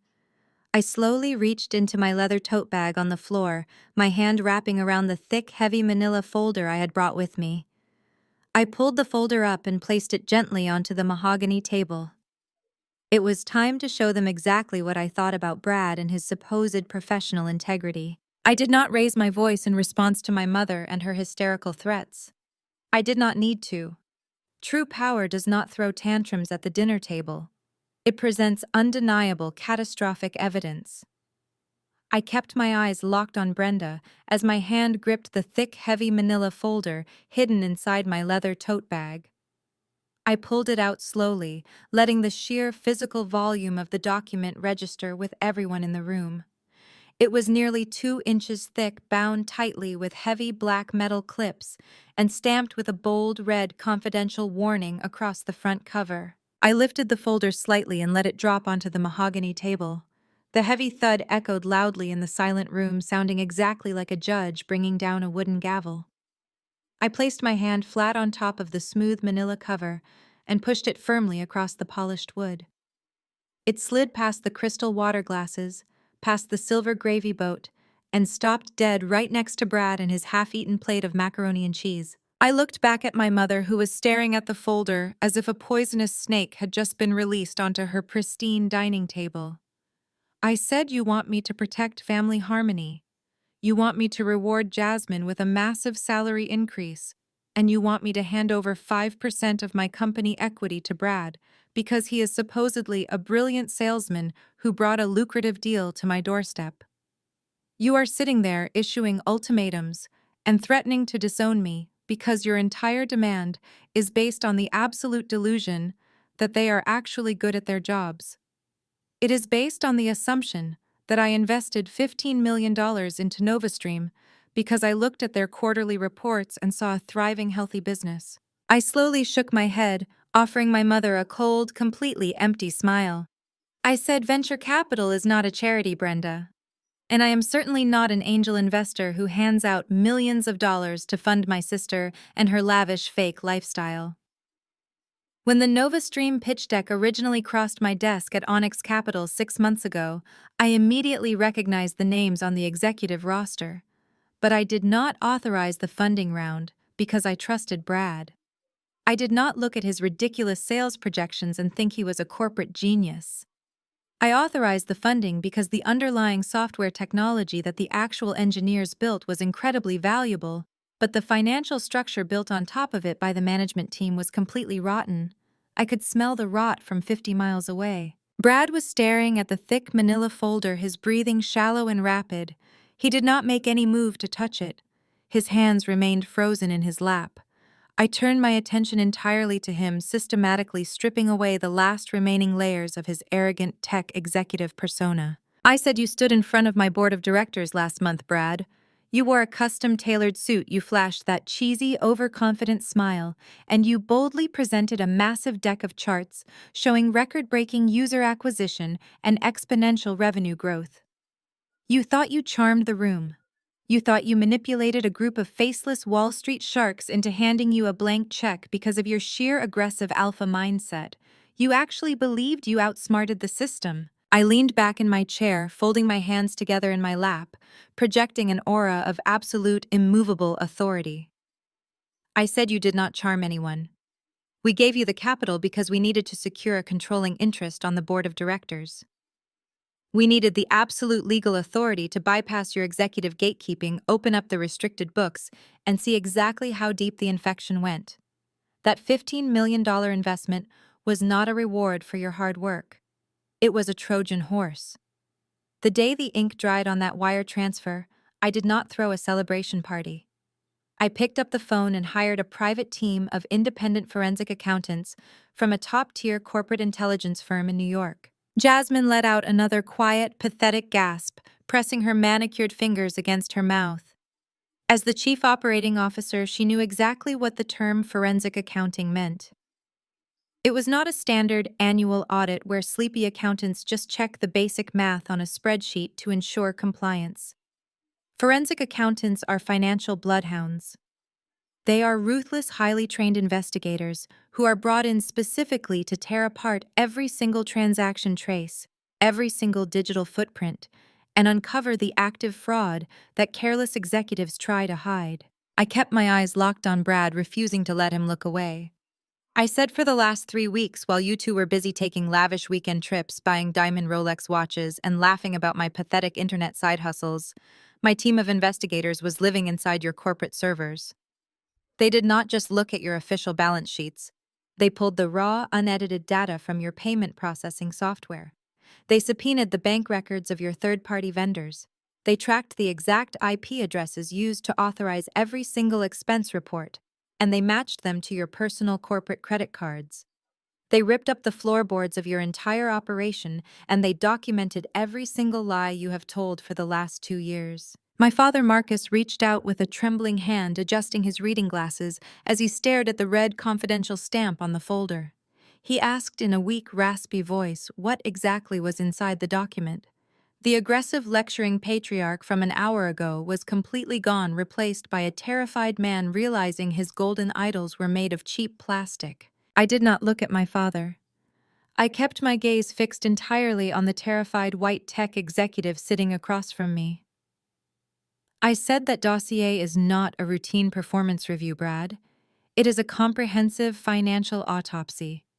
It contains 300 pages of irrefutable, legally binding evidence detailing exactly how you and Jasmine have been systematically destroying the company from the inside out. It proves that you are not brilliant business minds. You are corporate parasites. And you have just handed the exterminator the keys to the entire building." My mother opened her mouth to speak, but she could not find the words. Her threat of cutting me off from the family hung dead in the air, completely neutralized by the sheer magnitude of the trap I had sprung. I had not just matched her psychological manipulation, I had brought the overwhelming force of the federal financial system to a family Christmas dinner. I gestured gracefully toward the heavy folder sitting next to Brad and his plate. I told him to go ahead and open it. I told him I wanted him to see exactly what kind of return on investment Onyx Capital was about to extract from him. I wanted him to read the specific numbers that were going to end his entire career. Brad did not reach for the manila folder. He stared at the bold red confidential stamp as if it were a live grenade resting right next to his dinner plate. A thick bead of sweat formed at his hairline, tracking slowly down the side of his pale face. He swallowed hard, his throat making a loud, audible clicking sound in the deadly quiet dining room. He was completely paralyzed. He knew exactly what was inside those pages, and his sheer physical terror confirmed everything for my parents. I did not wait for him to find his courage. I simply reached across the table, grabbed the edge of the heavy cover, and flipped it open myself. I said, "Since you are suddenly so quiet, Brad, I will be happy to present the executive summary for the table. Let us talk about the magnificent sales record you were bragging about just an hour ago. When Onyx Capital first started looking at NovaStream, your user acquisition cost was bleeding the company dry. The actual software product was decent, but nobody was buying the enterprise-level subscriptions. Your organic sales had completely flatlined for 6 consecutive months. But you were the vice president of sales. Your entire identity, your massive salary, and your heavily leveraged lifestyle depended on securing a Series A funding round. You were sitting at family dinners like this one, drinking expensive bourbon and bragging to my parents about being a killer in the boardroom, while in reality, you were failing spectacularly. You knew that institutional investors only write checks for companies demonstrating hypergrowth. So, when you could not find real customers to buy the software, you decided to simply invent them. I turned to the first tabbed section of the dossier, resting my finger on a highlighted column of financial data. I said 3 months before you pitched to Onyx Capital, you incorporated 3 separate limited liability companies in the state of Wyoming. You used a cheap registered agent service to hide your identity, naming them Apex Solutions, Horizon Digital, and Summit Logistics. They sounded like perfectly legitimate tech startups, but they had absolutely no employees, no physical offices, no payroll, and no actual products. They were nothing but digital ghosts created for the sole purpose of deceiving investors. I flipped to the next page where a complex flowchart clearly mapped out the illegal movement of capital. I said you took out a massive personal loan, combined it with funds you quietly siphoned from the NovaStream operational budget, and you wired that money directly into the bank accounts of those 3 shell companies. Then, wearing your hat as the vice president of sales, you drafted massive multi-year enterprise software contracts. You had Apex Horizon and Summit purchase thousands of premium software licenses from NovaStream. You essentially used company money to buy company software. You effectively round-tripped the capital to create the illusion of explosive organic sales. I looked around the table. My father was holding his breath, his eyes glued to the documents. My mother was clutching her linen napkin to her chest, her face completely drained of color. Jasmine was staring at the table, refusing to make eye contact with anyone, her hands trembling violently in her lap. I looked back at Brad. I said you recorded those fraudulent purchases as legitimate recurring annual revenue. You artificially inflated the NovaStream valuation by millions of dollars. You even generated thousands of fake employee email addresses to log into the system, creating ghost users, so the software usage metrics would look authentic to any auditor who did not look closely enough. You took those doctored financial spreadsheets, you put them into a sleek presentation deck, and you used them to defraud my venture capital firm out of $15 million. In the corporate world, Brad, we do not call that a strategic pivot. We call it federal wire fraud. The word fraud hung in the air, heavy and absolutely suffocating. Brad finally snapped out of his silent paralysis. The sheer instinct for self-preservation kicked in, but it was a clumsy, desperate panic. He aggressively loosened the collar of his button-down shirt, practically ripping his expensive fleece vest open. He was sweating profusely now, large dark patches forming under the arms of his shirt and soaking through the fabric. He threw his hands up in the air, his voice cracking as he tried to speak over me. He said, "No, you are completely misunderstanding the growth strategy. You are taking standard operational bootstrapping and twisting it to sound illegal. Those were not shell companies, Nia. They were strategic beta testing sandboxes. We needed discrete, closed-loop environments to stress test the enterprise server load before we rolled out the software to the public market. It is standard tech industry practice. We were utilizing channel distribution metrics to simulate user volume and establish baseline performance indicators." He was talking incredibly fast, throwing out every single buzzword he could remember, hoping the sheer volume of technical jargon would confuse the room. He said you do not understand software as a service architecture. You are looking at a beta testing sandbox and calling it fraud because you do not understand the technical synergy of our deployment phase. We had to calculate hypothetical churn rates against customer acquisition costs. It is highly advanced financial modeling. He looked desperately at my father, trying to find an ally, trying to appeal to the older man and his limited knowledge of the tech industry. Brad said, Marcus, tell her. Tell her that in the tech world, you have to spend capital to simulate growth metrics. It is a closed-loop ecosystem. It is totally legal and completely necessary for stress testing. She is just trying to frame me because she has always hated me. She is twisting standard development protocols to make me look like a criminal. I did not even blink. I did not let him hide behind his pathetic wall of corporate buzzwords. I reached into the folder, pulled out a thick stack of printed server logs, and threw them directly across the table. The heavy stack of paper scattered over his plate, covering his untouched food in undeniable black and white data. I said beta testing sandboxes do not require you to forge digital signatures on binding enterprise contracts, Brad.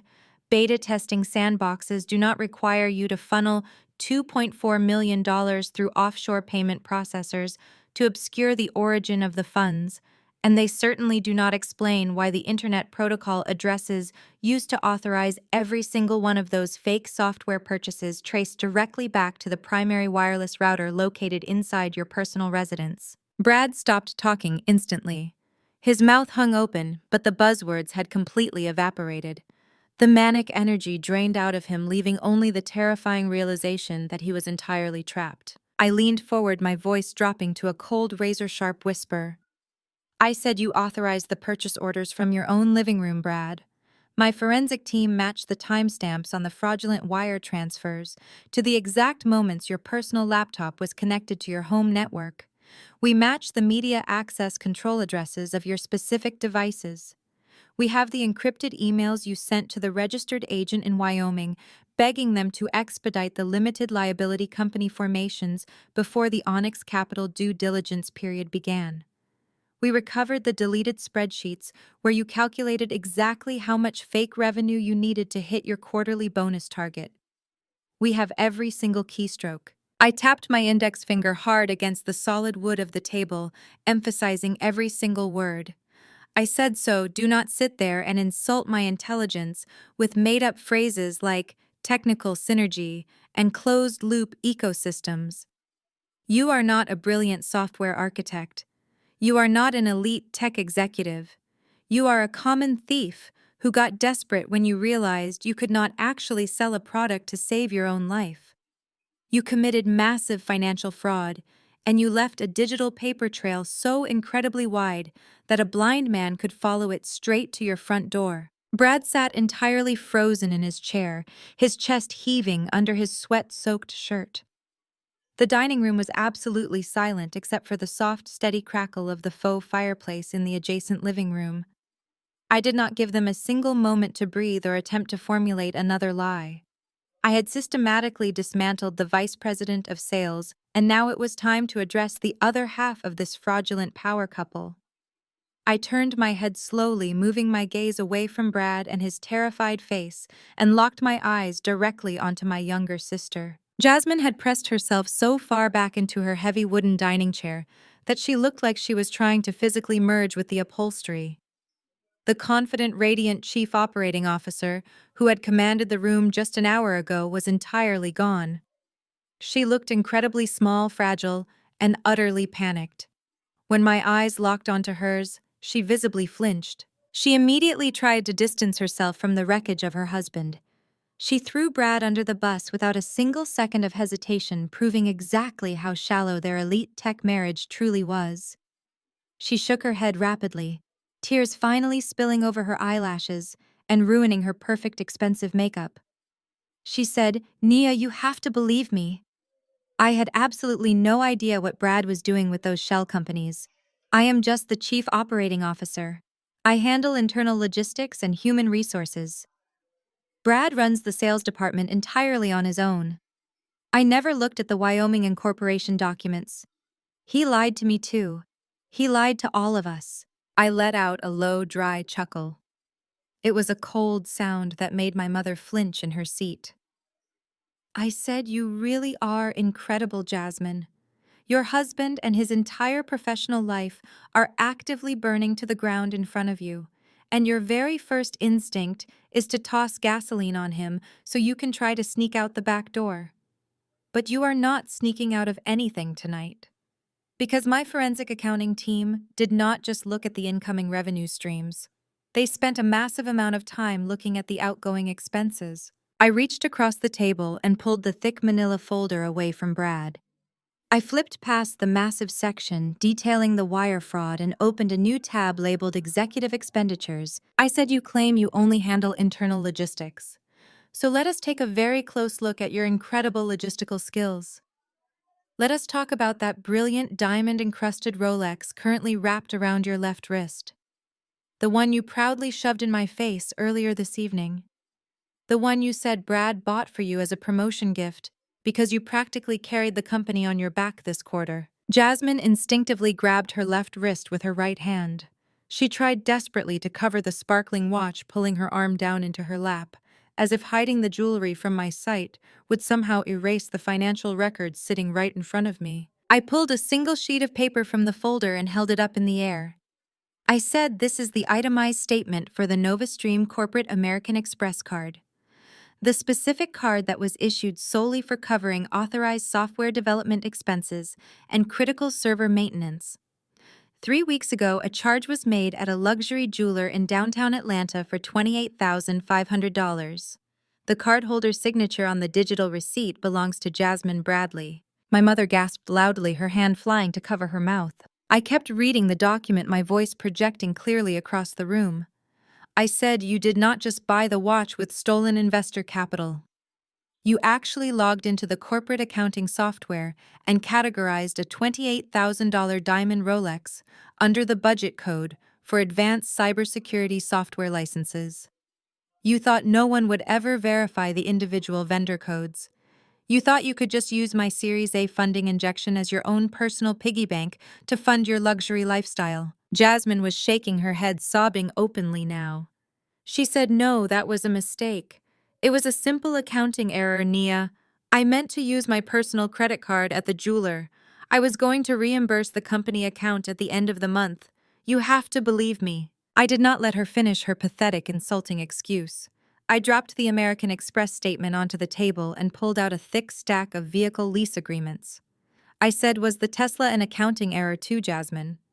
Because according to these luxury dealership records, the massive down payment and the ongoing monthly lease installments for your brand new electric vehicle are being automatically drafted from the NovaStream employee payroll account. You are literally paying for your luxury car using the exact money that is supposed to fund the health insurance premiums for your actual software engineers." I reached back into the folder and pulled out another thick stack of receipts, fanning them out across the polished mahogany table so everyone could see the sheer volume of her theft. I said, "What about the Michelin star dinners you bragged about earlier? The weekend trips to Europe that you love to post about on the internet? The designer silk blouses you wear to the office to look like a powerful executive? Every single luxury item that you used to project this image of absolute elite corporate success was paid for with embezzled funds. You do not have a massive executive salary. You have a massive corporate theft operation." My father was staring at Jasmine with an expression of pure, unadulterated horror. The golden child, the daughter who could do absolutely no wrong. The woman who had followed his strict playbook for success to the letter was sitting there completely exposed as a common criminal. The meticulously crafted mask of perfection that she had worn her entire life had just shattered into a million tiny, unrecoverable pieces right before his eyes. He realized in that exact moment that everything he had praised her for was entirely fake. I looked directly at my mother, whose face was completely pale. I said, "Do you understand now, Brenda? Do you see exactly why I am not going to double her salary or hand her 5% of my company equity to protect your precious family harmony? Your perfect daughter is a thief. She breached her fiduciary duty to the board of directors. She engaged in gross embezzlement of corporate funds, and she did it all while looking down her nose at me, mocking me for wearing plain cashmere sweaters and living in a modest apartment. She funded her superiority complex with my money. Jasmine completely collapsed. She folded her arms on the dining table and buried her face in them, sobbing hysterically. Her perfect blonde highlights were a mess, her expensive silk blouse was wrinkled, and the confident, mocking tone she had used to tell me I could not handle a real career in tech was entirely gone. She sounded exactly like a terrified little girl who had finally been caught stealing from the cookie jar. Except this cookie jar contained millions of dollars of federal wire transfers. I looked at the two of them sitting across from me. The ultimate power couple. Brad was staring blankly at the wall, completely catatonic, his fleece vest soaked in cold sweat. Jasmine was crying uncontrollably into the fine linen tablecloth. The elite tech empire they had aggressively bragged about all evening had been completely dismantled, exposed as a pathetic criminal enterprise. I kept my voice perfectly steady, ensuring that every single word landed with maximum psychological impact. I said you told me earlier that not everyone can handle a real career in tech. You said it takes a certain level of intellect and grit to survive in the boardroom. Well, you are about to find out exactly how much grit you actually have, because the corporate world does not forgive embezzlement, and it certainly does not care about your golden child status. You built your entire life on a foundation of absolute lies, and I just pulled the final pillar out from under you. The total destruction of their elite tech facade hung heavily in the dining room, but Brad was not entirely finished. Like a cornered animal realizing the trap has already snapped shut on its leg, his initial shock rapidly mutated into a desperate, chaotic rage. He could not accept that he had been completely outsmarted by the woman he had spent the entire evening insulting. He pushed his heavy wooden chair back so violently that it tipped over and crashed loudly onto the hardwood floor. He did not bother to pick it up. He stood towering over the dining table, his face flushing a dark, dangerous shade of purple. The polished, condescending tech executive was gone, replaced by a terrified man willing to say absolutely anything to survive. He slammed both of his hands down flat onto the table, leaning aggressively toward me. He pointed a shaking finger directly at my face, his voice rising into a frantic, aggressive shout. He said, "You are completely out of your mind. You think you can just print out a bunch of fake spreadsheets and accuse me of a federal crime. You think I do not know what you are doing. You hacked into my personal home network. You illegally accessed my private communications and fabricated this entire digital paper trail just to frame me. That is corporate espionage, Nia. That is a massive cybercrime, and you are going to go to federal prison for this." He turned to my father, his eyes wide and wild, actively playing the victim of a malicious conspiracy. He said, "Marcus, listen to me. You have to listen to me. She is completely insane. She is so deeply jealous of Jasmine and me that she manufactured this entire audit to destroy our lives. She cannot handle the fact that we are successful and she is entirely alone. I was trying to protect the company. I was trying to ensure we hit our valuation targets so the employees could keep their jobs. Everything I did was for the survival of the startup. And now she is illegally hacking my personal router to tear down her own family." When my father did not immediately jump to his defense, Brad pivoted back to me, escalating his attack to the only weapon he thought he still had left. He bared his teeth, practically spitting his words across the table. He said, "I am going to sue you for every single penny you have ever made. I am going to hire the most vicious corporate litigators in the entire state of Georgia. I will file a massive lawsuit against you and Onyx Capital for defamation, slander, and tortious interference with a business contract. You are making completely baseless, defamatory claims in front of witnesses. I will drag you through civil court for the next 10 years. I will completely liquidate your precious venture capital fund, and when I am finished with you, you will be begging me for that minimum wage customer service job." He looked down at his wife, who was still sobbing hysterically into the tablecloth. He grabbed her shoulder, shaking her roughly. He told Jasmine to stop crying immediately. He said, "Look at me, Jasmine. We are not going to let her do this. We are going to counter-sue her for emotional distress. We are going to take her entire fund and walk away with millions.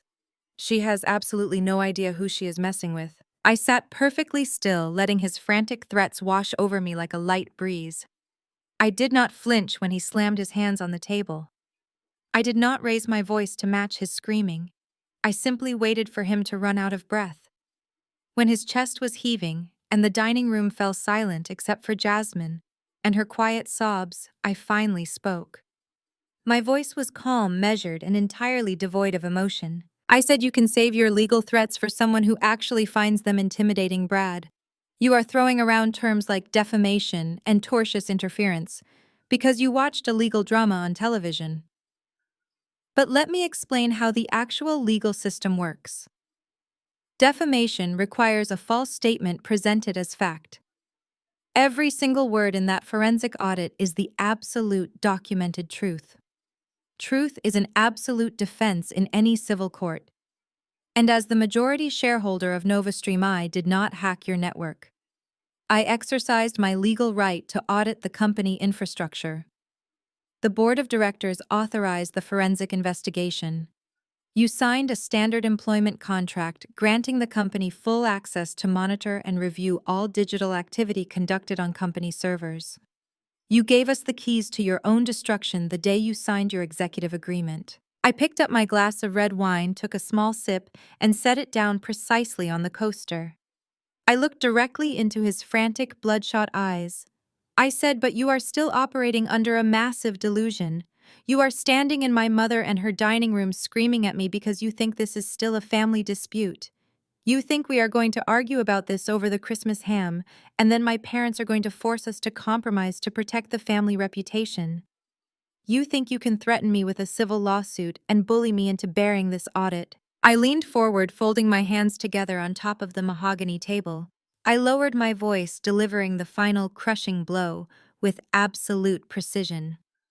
I said, "This is no longer a family matter, Brad. It stopped being a family matter the exact second I verified you were stealing investor capital to artificially inflate your corporate valuation.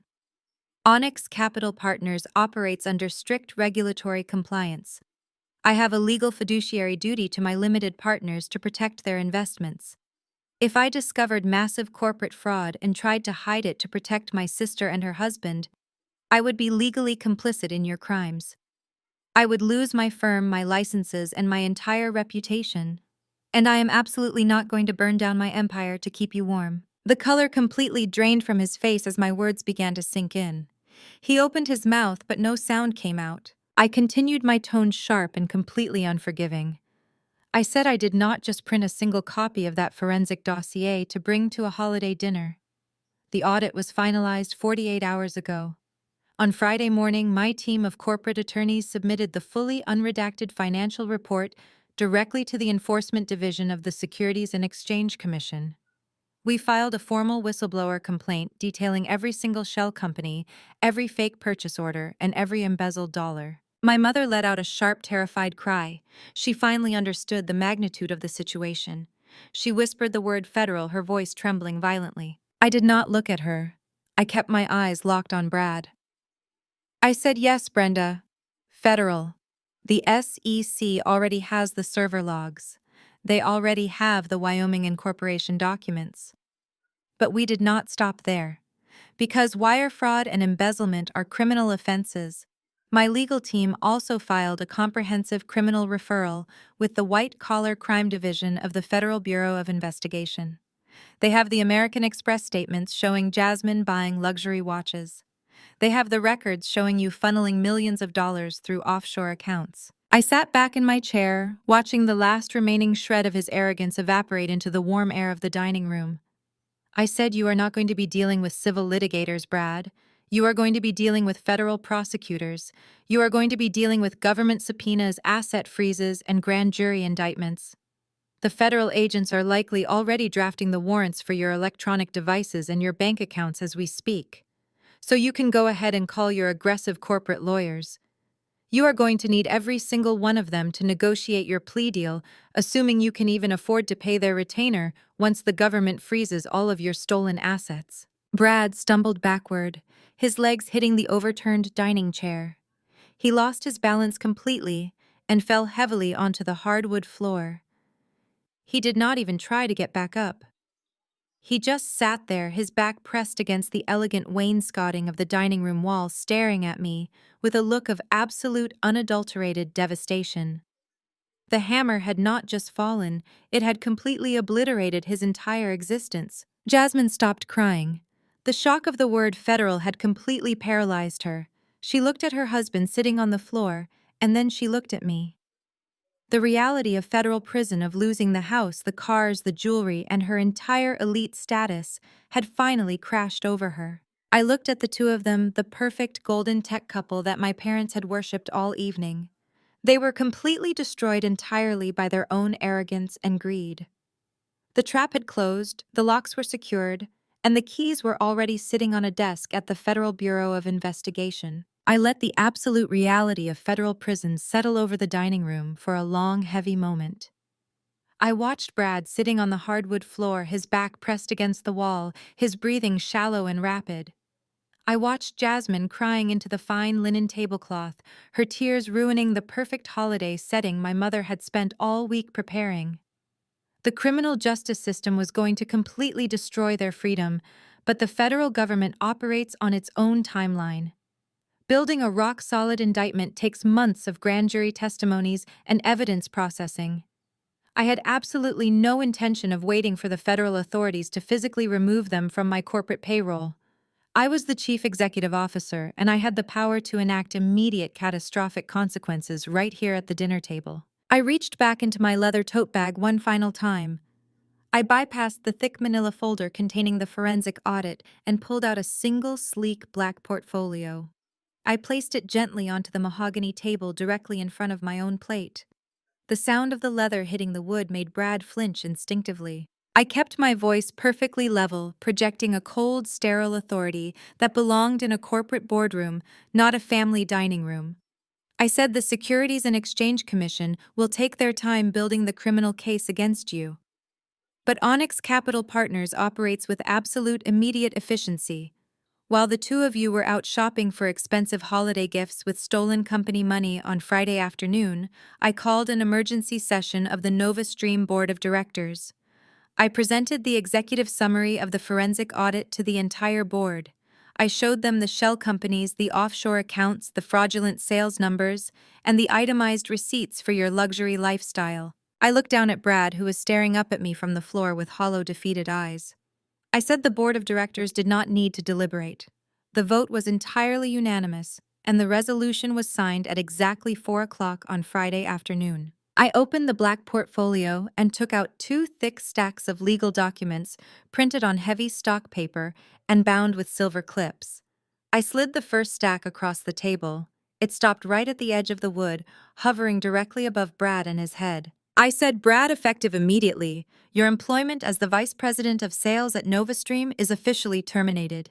You are not being laid off. You are not being asked to resign to save face in the industry. You are being fired for cause. That specific legal distinction is incredibly important, and I want to make sure you understand exactly what it means for your immediate future. Fired for cause means you have fundamentally breached your employment contract through gross misconduct and active financial fraud. It means the company has absolutely no legal obligation to protect you. I paused, letting the silence amplify the weight of my words. I said you are not getting a single penny of severance pay. You are not getting any transition assistance. Your corporate health insurance benefits were officially canceled at midnight on Friday. The company is actively freezing your retirement accounts pending the federal investigation to recover the embezzled funds. You offered me an entry-level customer service job an hour ago because you thought I needed a safety net. Well, your safety net has just been completely incinerated. You are leaving this company with absolutely nothing but a massive legal defense bill. Brad closed his eyes, his head falling back against the dining room wall. He did not say a single word. He was completely broken. I turned my attention back to Jasmine. She had slowly lifted her head from the table, her face puffy and streaked with dark mascara. She looked at the second stack of legal documents resting inside the black portfolio. She knew exactly what they were, but the sheer shock of the situation had paralyzed her ability to process it. I slid the second stack of papers across the table until it rested right next to her untouched plate of candied yams. I said, Jasmine, effective immediately, Your employment as the chief operating officer is also terminated for cause. You signed off on the fraudulent expense reports. You utilized the corporate credit accounts for massive personal enrichment. You completely failed your fiduciary duty to the company and its investors. Your corporate email account was disabled this morning. Your access badges to the headquarters have been deactivated. I pointed a finger directly at the diamond watch on her wrist. I said you will be handing over the company laptop and the corporate phone before you leave this house tonight. And that brand new Tesla sitting in my parents' driveway right now does not belong to you. It belongs to the company fleet. I have already dispatched a private recovery team. They will be arriving at your personal residence at 8 o'clock tomorrow morning to officially repossess the vehicle. I suggest you clean out your personal belongings tonight. Jasmine let out a quiet, pathetic whimper. The elite, luxurious lifestyle she had aggressively weaponized against me all evening was being systematically dismantled piece by piece, but I was still not finished. The most devastating financial blow was yet to come. I folded my hands together and rested them on top of the black portfolio. I looked at both of them, my voice dropping into a harsh, unforgiving tone. I said earlier tonight my mother demanded that I hand over 5% of the company equity to protect our family harmony. She thought you deserved a massive financial reward for your supposed brilliance. But let us talk about the equity you already thought you owned. Let us talk about the stock options you were counting on to make you multimillionaires when the company eventually went public. I tapped my index finger against the polished wood of the table. I said when you signed the Series A funding agreement with Onyx Capital, you completely failed to read the fine print in the executive compensation clause. You were too blinded by the massive influx of cash to realize that my legal team had inserted a very standard, highly aggressive clawback provision. A clawback provision legally dictates that if an executive is fired for cause related to financial fraud or embezzlement, the company has the absolute right to instantly revoke every single share of equity assigned to that individual. I watched the realization hit Jasmine like a physical blow to the chest. Her eyes widened, and she started shaking her head in a desperate, frantic motion. I said, yes, Jasmine. Every single share. The board resolution signed on Friday did not just terminate your employment. It triggered the immediate execution of the clawback provision. Every single vested stock option you currently hold, and every single unvested option you were promised, has been completely canceled. Your shares have been returned to the company treasury at zero cost. You own absolutely nothing. You do not have a minority stake. You do not have a seat at the table. You have 0% of NovaStream. The massive corporate wealth you have been bragging about to our parents for the last 6 months was entirely wiped out with a single signature. The dining room was so quiet, I could hear the faint hum of the refrigerator in the kitchen. The absolute totality of their destruction was staggering. They had walked into this Christmas dinner believing they were the absolute kings of the tech industry. They had mocked my clothes, my apartment, and my entire existence. They had tried to humiliate me, isolate me, and force me into submission. Now, less than 2 hours later, they were completely unemployed, entirely stripped of their wealth, facing massive federal criminal charges, and waiting for the repo man to take their cars. My father, Marcus, was staring at the legal documents sitting on the table. The patriarch, who had spent the entire evening demanding that I show respect to my betters, was completely silent. He had always worshipped money and power, and he was currently watching the greatest display of absolute financial power he had ever seen in his entire life. But the power did not belong to the golden child. It belonged to the daughter he had thrown away. My mother, Brenda, was gripping the edge of the table, her knuckles completely white. She looked at the termination papers, she looked at Brad sitting on the floor, and she looked at Jasmine weeping uncontrollably. She opened her mouth desperately, trying to find a way to regain control of the room, to exert some form of maternal authority over the absolute chaos. She whispered my name, her voice trembling violently. She said, "Nia, please, you cannot do this. You are completely destroying them. They will have absolutely nothing left. They will lose their house. They will go to prison. You cannot do this to your own sister." I stood up slowly from my chair. I picked up my empty wine glass and set it down precisely in the center of the coaster. I looked down at my mother, my expression completely devoid of any sympathy or hesitation. I said I did not destroy them, Brenda. I simply turned on the lights. They destroyed themselves in the dark, and they bought the matches with my money. I am just the person handing them the bill. I buttoned my simple, unbranded cashmere sweater and picked up my leather tote bag from the floor. The execution was completely finished. The corporate assassin had delivered the final blow, and there was absolutely nothing left for me to do but walk away from the wreckage. As I turned to leave the dining room, the absolute reality of their destroyed future finally broke Jasmine completely. She let out a guttural, agonizing wail that sounded more animal than human. She scrambled out of her chair, her knees hitting the hardwood floor with a heavy thud. She crawled toward the edge of the table, reaching out with trembling hands to grab the hem of my cashmere sweater. I stepped back smoothly, refusing to let her touch me. She stayed on her knees, her perfect blonde hair clinging to her wet, tear-streaked face. She looked up at me, begging with a pathetic desperation that completely erased her elite corporate identity. She said, "Nia, please, please do not walk out that door. We are sisters. We grew up together. We share the same blood. You cannot send your own sister to a federal prison.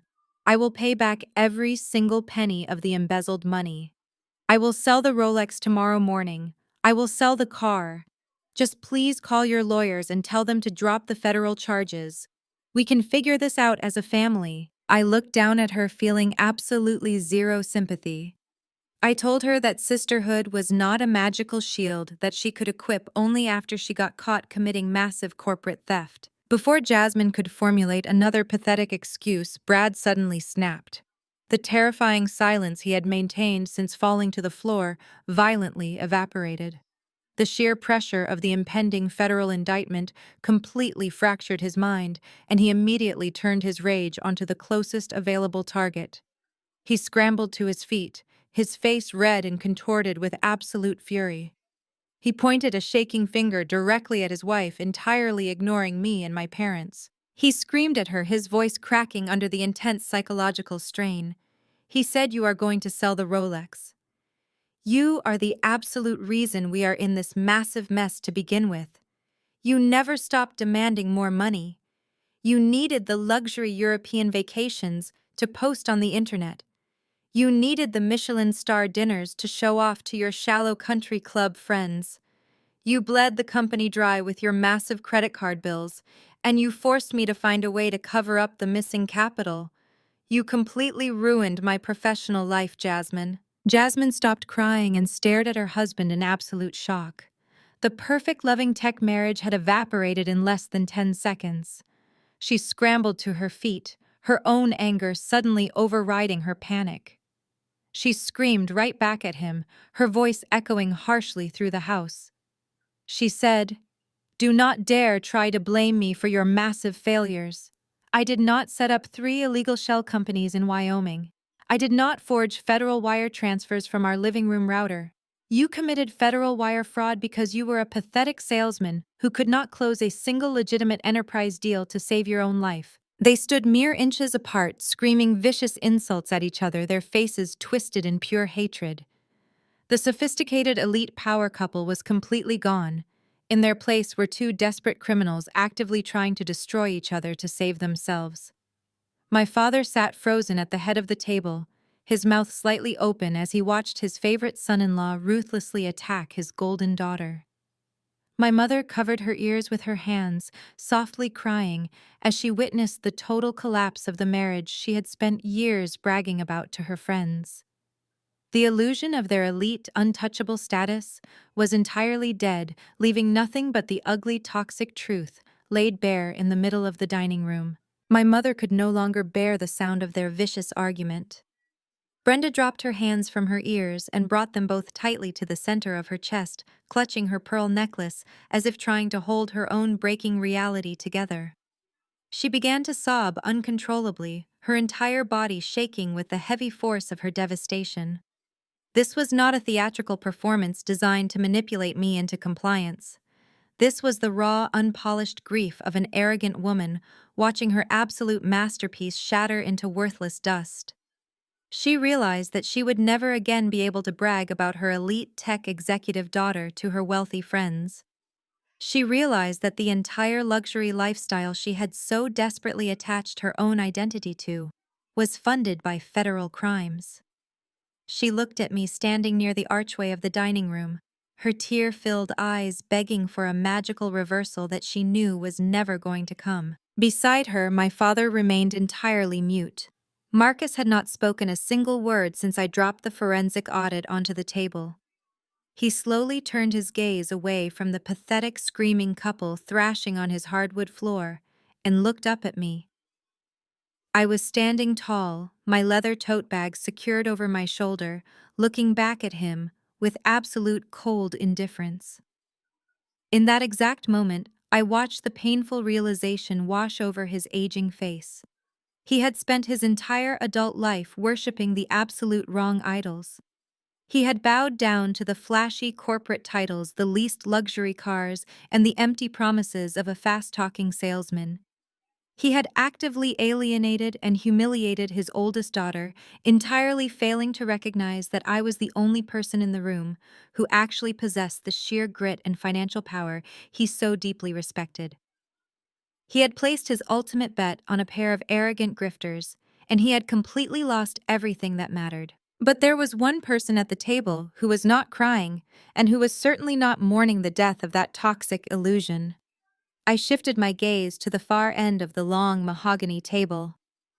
My Grandpa Langston was still sitting exactly where he had been all evening, perfectly calm amidst the absolute destruction. He did not intervene to stop Brad and Jasmine from viciously tearing each other apart. He did not reach out to comfort my hysterical mother or my paralyzed father. He simply sat there radiating the quiet, unshakable dignity of a man who had finally seen justice served inside his own family. When our eyes met across the chaotic dining room, his serious expression finally softened. He slowly reached out with a steady hand and picked up his crystal glass of vintage red wine. He did not say a single word. He did not need to. He just raised the dark red liquid into the air, offering me a slow, deliberate nod. It was a silent toast of profound approval. He was acknowledging my complete financial victory, my absolute ruthlessness, and the maturity it took to execute the trap flawlessly, without ever losing my temper. I offered him a small, genuine smile in return. He was the only family I had ever truly needed, and he knew it. I turned away from the dining table for the final time. I did not look back at my mother, who was still weeping silently into her hands, or at my father, who was staring blankly at the wall in total defeat. I certainly did not spare another glance for Brad and Jasmine, whose vicious, desperate screaming match was now echoing through the entire house. I simply walked into the grand foyer, my footsteps steady and deliberate against the polished hardwood floor. I reached into the coat closet, pulled out my heavy wool tailored overcoat, and slipped it smoothly over my cashmere sweater. I opened the heavy oak front door and stepped out into the crisp, cool Atlanta night air. The absolute chaos of the holiday dinner was instantly silenced the moment the door clicked firmly shut behind me. I took a deep, cleansing breath, letting the fresh winter air fill my lungs. The toxic, suffocating weight I had carried into that house was completely gone. Waiting for me at the end of the long, meticulously manicured driveway was a sleek, jet-black Maybach. My private driver stepped out immediately upon seeing me opening the heavy rear door with a respectful nod. I slid into the plush leather seat, sinking into the quiet, absolute luxury that I had built entirely on my own terms. The driver closed the door, sealing me inside a perfectly soundproof sanctuary. As the powerful engine purred to life and the car began to glide smoothly down the street, driving away from that wealthy suburb and the shattered illusions of my family, I looked directly into the camera lens. The soft ambient glow of the passing city lights illuminated my face. I am telling you this story because I know exactly what it feels like to be the designated outcast. I know what it is like to sit in silence while the people who are supposed to love and protect you try to shrink you down just to make themselves feel bigger. But blood does not give anyone the right to step on your hard work. It does not give them a free pass to disrespect your boundaries, and it certainly does not entitle them to the wealth you have built with your own two hands. Sometimes, the ultimate revenge is not a screaming match in the middle of a dining room. It is not throwing plates or begging for an apology from people who are fundamentally incapable of giving one. Sometimes the ultimate revenge is a signature on a legal document. It is the absolute undeniable proof of your success executed with flawless precision. Have you ever had to use quiet power to teach arrogant family members a lesson? Have you ever had to walk away from toxic people to protect the empire you were quietly building in the dark? Share your story in the comments below. I read every single one of them. Do not forget to like this video and subscribe to the channel for more secrets from the ruthless corporate world. Stay sharp, move in silence, and never let anyone tell you that you cannot handle the pressure.